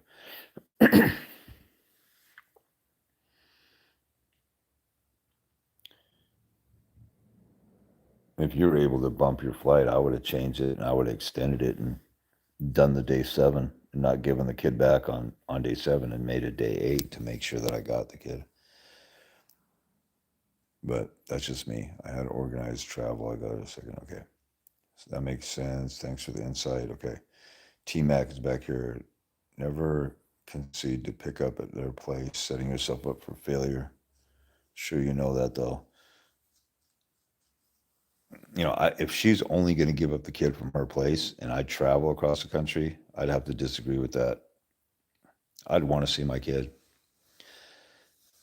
And if I could go there and the court's like, oh, you don't, so you're not willing to go out of your way to see the kid, that could be frowned upon by the court. Like, you didn't really care to see your kid that much. But if she made me go pick up the kid at her place, I could still do contempt that she didn't meet at the right place. There's still contempt for that. And the fact that he missed a day, he still has a contempt for missed time.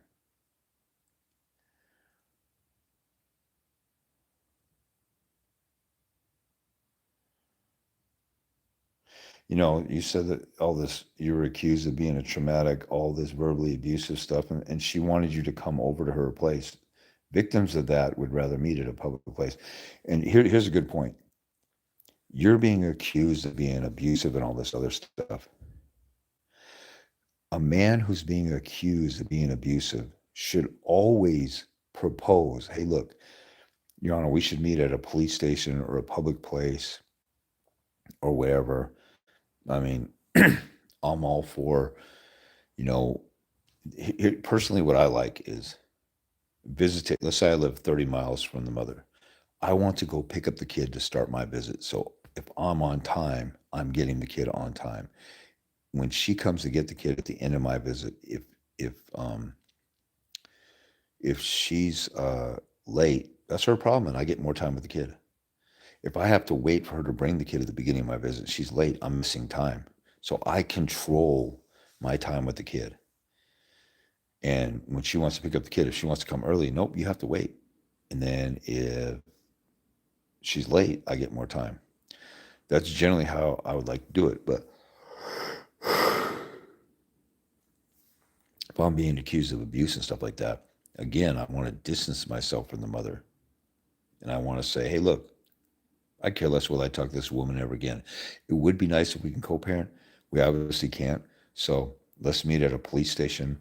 We can have a third party exchange in a public place. You can send somebody else to meet me. Then you've totally distanced yourself and you pull the rug out from under her and her argument. I learned this very early on by experience on my own, in my own case. It took me a while.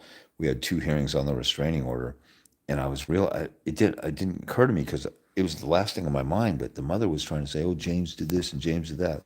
I'm like, wait a minute. This lady's acting like I was calling the house because I want to talk to her. And I was just trying to see how my kid was doing. It hit me. I'm like, Your Honor, there's a misperception of what's going on here. I can care less whether I talk to this woman ever again. And the judge actually said, then we don't even need a restraining order. And her fans and sisters and people are like, no, no, save her. And he goes, you know what? This is what I'm going to do.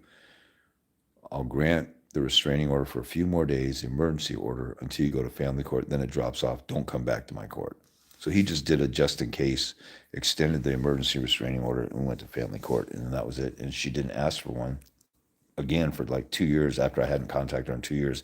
Then they tried to do a protection order because I served her paperwork at her place because her attorney wasn't accepting it. And then there's other times she tried to do it too. So, but I would always be the proactive one. And then she says, oh, he just wants to meet with me and see me. Your Honor, I propose that we meet at a police station. I can care less whether she's there or not, or her aunt or uncle or somebody else could be there. I propose that. So then you could take credit for, but if you're like, I just want to work with her, I just want to work it out, I want to co-parent, then you look like a psycho stalker. And some dads have done that. I'm waiting on my wife to reconcile and I'm trying to do counseling. She says she doesn't want anything to do with you. Have some self-awareness that you look like a psycho stalker and stop saying that stupid shit.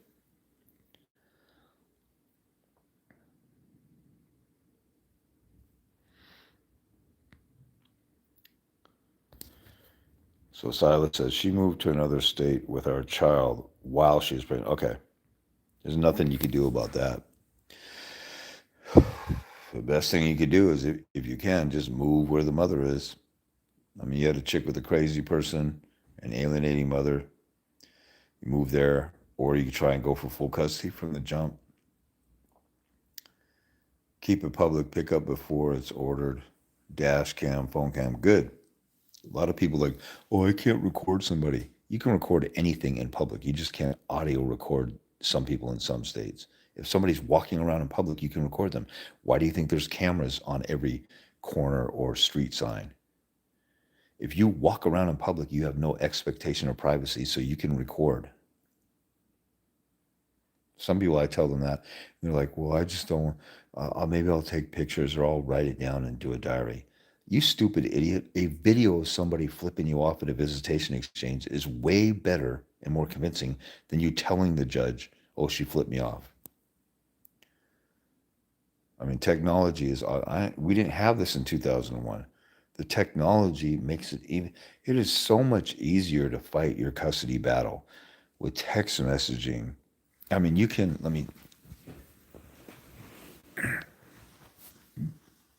you can literally do your own custody battle, not just from your bedroom or from your home or your bedroom, but your bed. You can be in your bed, putting together what an attorney does at a law firm, a high-rise building in downtown, a cherry wood desk and marble floors. You can have hearings in your pajamas, appearing by Zoom. You can type up documents, have a digital signature, or take a picture, sign excuse me, sign your name on a white piece of paper. Dang it. Hold on.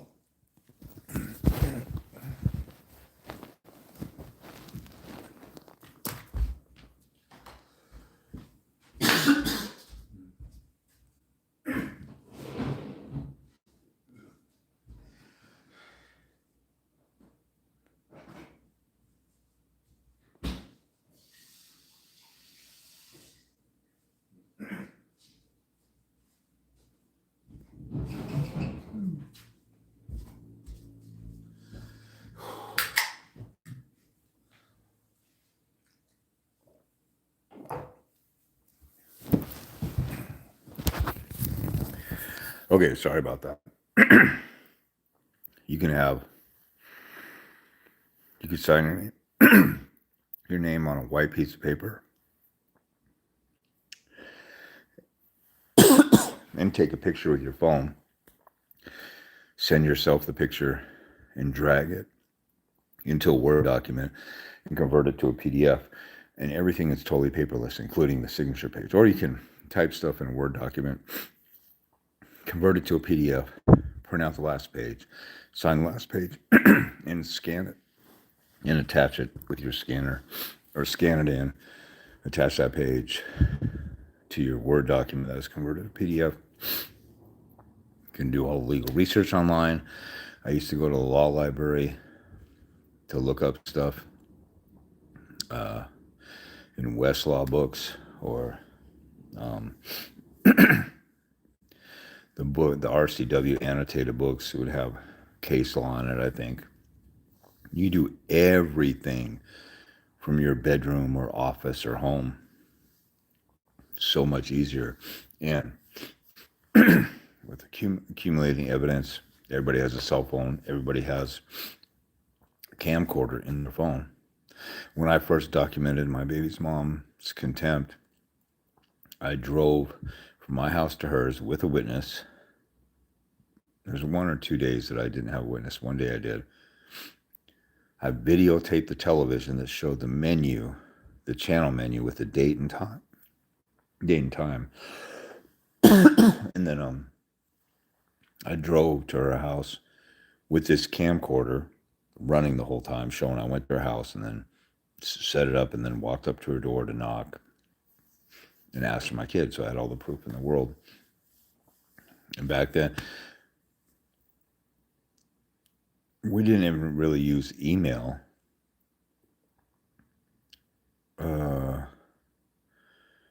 My first original custody battle, everything was like fax, letters written and sent by mail, or I would do it by fax, so I had the time and date stamp. And I lived around the corner from a Kinko's, so. And then when we went back to court for modification, I tried to modify child support a year, which was a year early. And then she tried to object to my relocation from Seattle to Tacoma, which is 30 miles. And she had been living in California.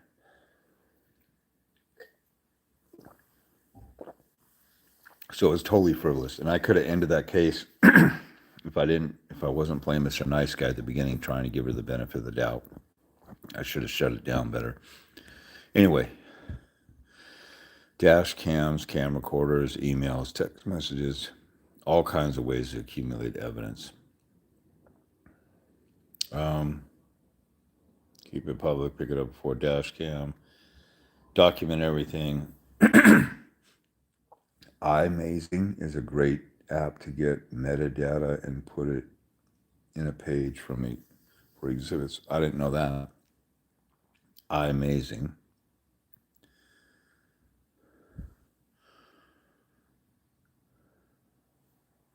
That was T-Mac talking, and Silas says he uses iMazing also. Decipher text message. I don't know what's wrong with my throat here. I guess it's getting scratchy. I said I'd only be on here an hour, and it's been a few hours now. Opposing counsel actually started using it when they saw evidence submittals. So they bid off of you? Decipher text. Awesome, man. Good for you. So I realized I wasn't clear earlier. She moved to another state while pregnant with our child. I filed for paternity, but was quashed. Trusted an attorney back then. Never again. Right, exactly. Recorded everything. She refused to meet at a police station. I say meet at the library or the police station. She agreed library. So she's a victim of you being abusive and stuff, but she doesn't want to meet at a police station. You should destroy that narrative. She basically admitted she doesn't believe her own allegations by not wanting to meet at a police station. I understand what you mean, James, but it's situational, as you mentioned. Yeah, most of us are on the shit end of the stick and stay away to avoid altercations. We want public drop-off. Offers, others don't. Yeah. So I get that, to avoid any kind of conflict or confrontation. What I do say about when I say, you can go in there and say, hey, look, I would ideally like the receiving parent to pick up the kid. I forgot to mention, I would always say, I'll pull up curbside if the kid's of age, they can walk themselves. each parent pulls up curbside and doesn't go on the other person's property. The person at the door opens the door and stays at the door. So you have that in court orders. And, we can videotape each other so we keep that distance. I had a guy one time, he pulled up at the mother's house for visitation exchange. He called me up. He's like, dude, these guys attacked me and stuff like that. And I'm the one who got arrested. I said, what happened? Well, you know, I pulled up to do a visitation exchange, and this is an actual scenario a guy called me about. Pulled up to do a visitation exchange, and the mom sent her uncle and brother and cousin out there. There's like 3 guys. I think he said, can't remember if he said they had a bat or something. But he said, they came out and they're threatening me and stuff. And I was like, did you have a video camera like I told you to? No, I didn't think about it. I'm like, dude, this is why I tell you this stuff. Like, I had a consult with the guy, and I told him, visitation exchanges have a camera out. And he says, and then I got out, and then they started doing this stuff, and then I fought back, and because I socked the dude or bruised him, that I'm the one who got arrested, and because I was over at her place causing something. I was like, dude, why the hell did you get out of the car? Well, they were threatening me. Dude, some people don't use any damn common sense. Should have just stayed in his car and videotaped them the whole time. But his ego or something got caught up, or he was a fighter and he just can't help but not fight or something. That was dumb as hell. He didn't videotape it, and then he got out, and then he got arrested, and now the mother has a DV protection order against him. So I understand going over there, but like in this case, the guy was stupid. He missed out on 2 things. He didn't videotape it, so he didn't have any proof. He was telling the cops, look, they attacked me first. Well, they all lied and said that he was the instigator, and he's over at her place. So I get that being over there, but he has a court order that he has to go over there, and he should have stayed in the car, and he should have videotaped it, and he would have been covered. Silas says, yes, exactly. Thanks, James, for your insight. You're welcome. Provocation is a bitch, poor fella. Yeah, I mean, okay, how much they're provoking you and saying you're a bitch if you don't get out and stuff like that. You have to think long term about your kid. How is it? Every time you do anything, whoever you are, whoever's watching, whatever, every time you do anything, you have to think, how will this look in court, or how do I prove this in court?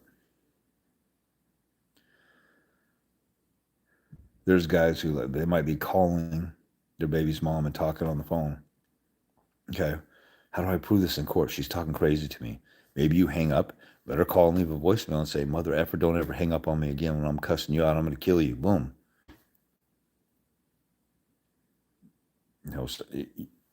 People aren't thinking. You got to think when you're in court, you got to pretend that everything can be used against me.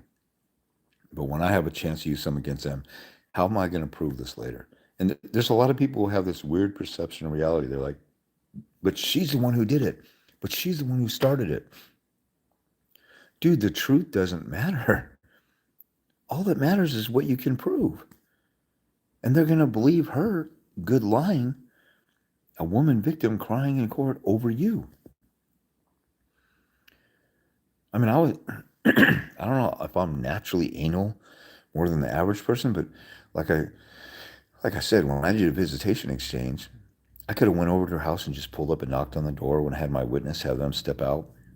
One time I had my sister when I do a visitation exchange, and she walked up to the door, and she's being all nice, like, hey, I'm just here to get the kid. Or I think she was bringing my daughter back. Yeah, brought my daughter back, and she came back in the car. She's like, what the F is wrong with those evil people? Like, they gave her such a cold shoulder. She was like, I'm being pleasant. We're kind of family. We got this child tied together, so I'm going to be respectful and give the kid back. And they're just cold, callous, and evil. My sister was shocked. But when I did the first exchanges I was talking about, I documented it on my own, which isn't good enough by itself. But I took a camcorder, and then I brought a witness with me. We didn't have cell phones with cameras back then. We just had cell phones that texted.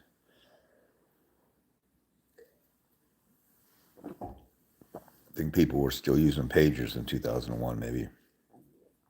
But you got to think, how can I create a trail of this or a paper trail? Pictures, evidence, documenting.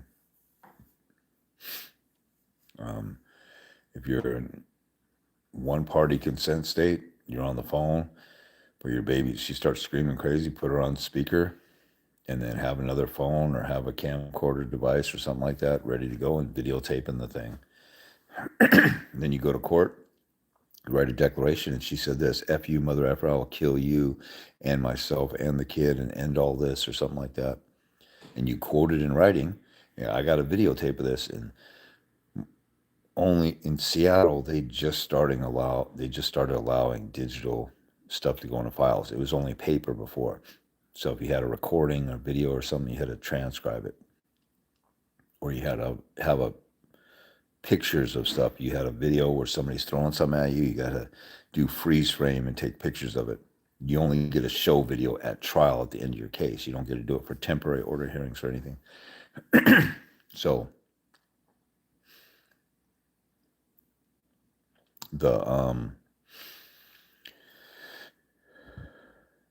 you always want to transcribe anything, because if something, like if you show up in court and you bring audio or video or the camcorder or your cell phone to show them, even if you have CD copies of everything, they might say, we're not looking at digital stuff here today. But then you have it in a transcript and say, this is exactly what it is. What's the other side going to do? Lie and say that that's not true? You have a copy and you give it to them, and there's no contesting it. And so you just want to think of everything you can to make a record of something, and there's usually at least two ways to do it. You could videotape something when people are walking around doing stuff. And then when it comes to the phone, obviously, you hang up on, she's acting crazy, videotape the phone call, hang up on her, she'll call you back with a voicemail, she'll text you with some crazy text, and now you got a paper trail. Sometimes you could set somebody up with a text message. Hey, did you really, like, you can just play dumb, even if you're in court or before you go to court. Hey, did you really mean that you would take our kid away forever and not let me see it? I was just thinking about that at work today. I can't believe you would say that. And they say, mother effer, I could say whatever I want. And even if they don't admit it, the way that they answer, they're kind of admitting it. So you can set people up with text messages too. Just always want to think how you can prove stuff in court. Let me see.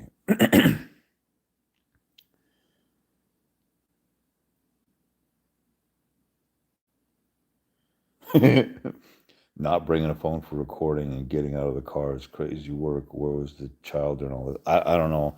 I think she wasn't handing over the kid. She just sent her goons out, her family, and wasn't going to let him see the kid. James, okay, so this is 00711. James, what's your advice regarding modifying geographic restrictions, pros and cons? Obviously better for stability, but limits work opportunities. Can see it cutting both ways. I'm not sure I understand this. Let me see this. What's your advice regarding modifying geographic restriction? Are you talking about somebody can't relocate? Pros and cons, obviously better for stability, but limits work opportunities. Okay. I know there's states like Florida, if you live within 50 miles, that's when the 50-50 can kick in. But outside of 50 miles, the parents are 50 miles apart. You can't do the 50-50. I'm not sure if you're talking about something like that.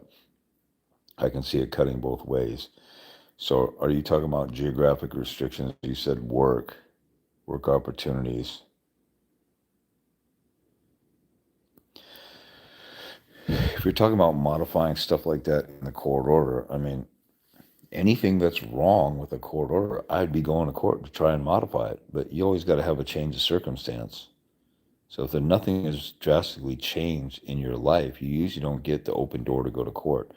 Some states you can modify, like New Jersey is, you can modify if it's in the best interest of the child. I think North Carolina is the same. Almost every other state I see, there's got to be some kind of change of circumstance. T-Max says, I have a separate recording device in my pocket for recording speeches, pen, cam, dang. You're the agent 007 here. Dash cam, front and rear, phones saved me multiple times now, not just with custody.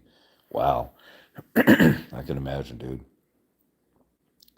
Geographic restrictions often jurisdictional based culture of the court, like James often speaks of, filters in the best interest factors, better have a good reason. So if you, dude, let's see. 007, if you're on here, can you clarify that? I'm not sure exactly what type of geographic restriction you're talking about, but I assume you mean like you get a certain amount of visitation as long as you're close by and you want to expand that so you can get a job or whatever. As long as you can handle it. But again, you have to get in. If you don't have a change of circumstance, you're not going to get into court to even have a chance to modify. In Washington State, when you want to modify, we have a thing called a threshold hearing or an adequate cause hearing, where you have to prove that you have adequate reason to modify, or else they throw the case out. And that adequate cause hearing has to happen within the first couple months of your case. Your trial is usually like about a year away to modify.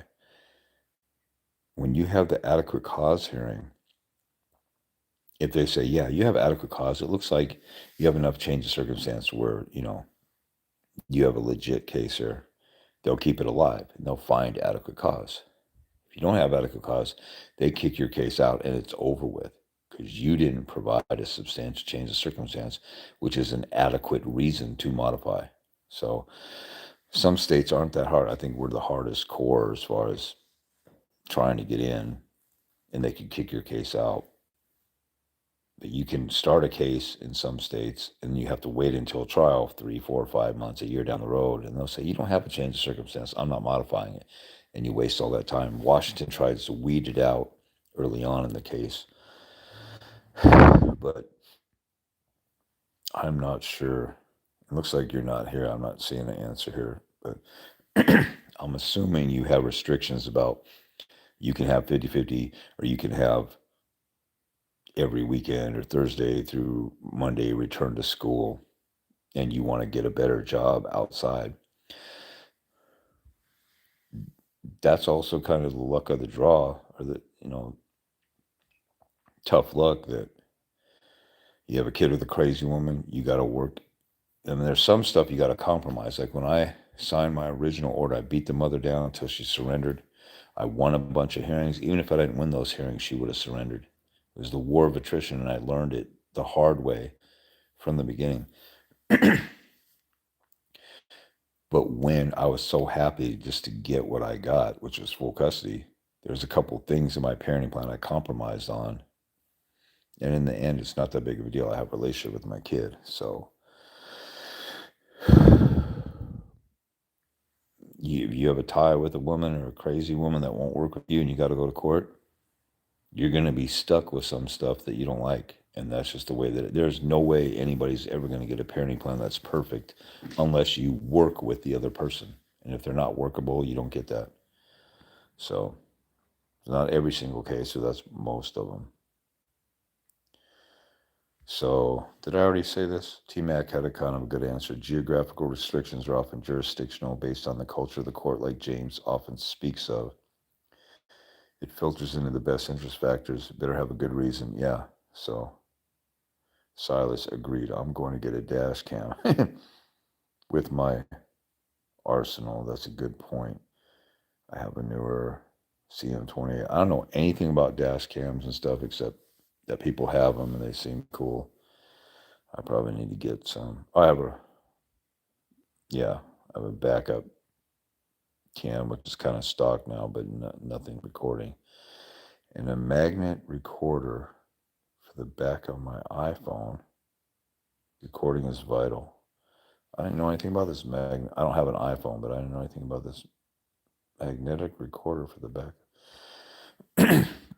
I mean, you can do all kinds of stuff. Is that the meta glasses or whatever the one that Gerald Huston is always recording people and saying, "Oh, Michael Jackson," and somebody that looks like Michael Jackson. I don't know what glasses he wears. I guess it's the meta ones. Pros, cons solely based on your personal issues. T-Mac. Oh, double seven. Okay, you're right on point. Seems like a leap of faith regarding taking a better job and risking an existing custody arrangement. Just near impossible to compromise. Unfortunately, is that what you say? Yeah. Appreciate you, James. Yeah. That'd be nice if you can get a better job and you're further away, but your parenting plan says your visitation goes down. You might be kind of out of luck, but I never say never. You might be able to go to court and say, look, I'm going to get this better job for a better life with my kid. And the most important thing is relationships. So we need to change this restriction. Maybe that job opportunity will still be there. And you don't have to, like, I don't know, if you have a bunch of job opportunities and you want to change the order so you can go after them, it might be worth it if you go to court to modify. And if they say no, then you're like, okay, well, I just won't get those jobs. But if you go in there and fight and you don't commit to a job yet, and there's still going to be jobs out there, maybe it's worth it to go for it and say, look, I'm going to get it. There's these better jobs out here, make more money, make a better life for the kid, this and that. And then you could play hardball with the mother. Maybe she'll settle with you and you talk settlement talks with her outside of court because you're pushing her and you're engaging in the war of attrition. You bomb her with discovery and all that other stuff. That's the way 95% of court cases win or end. And then let's say you go to court and she either compromises and settles with you, or you go to court and the judge allows it at trial and say, you know what, you make sense, better lifestyle, better job, better money, but the relationship is still important, so we should maintain this. It's going to be hard for you to do with all the commuting, but if you could do it, the most important thing is the relationship. And if we're going to make a better life because you have a better job, that might be an argument. Some of this stuff is your call because nobody can predict what's going to happen. If there's a safe fallback, like if you go to court and they say, no, we're not going to modify, and it's no harm, no foul, you gave it a try, maybe it's worth it. But if you commit to that job and say, I have this job, I need to modify, and they go, you have that job and you're stuck with that job, we don't like it, we're going to take your time away, then that's too risky.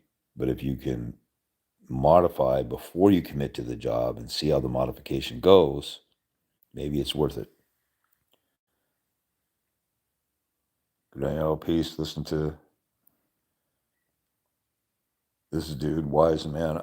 Thanks, T-Mac. Good night. Same. Thanks again, James. Okay, good night, Silas. All right. I think I'll end it there so I don't get any more scratchy throat, whatever was going on there. So, all right, you guys, keep hanging in there. I'm gonna try and do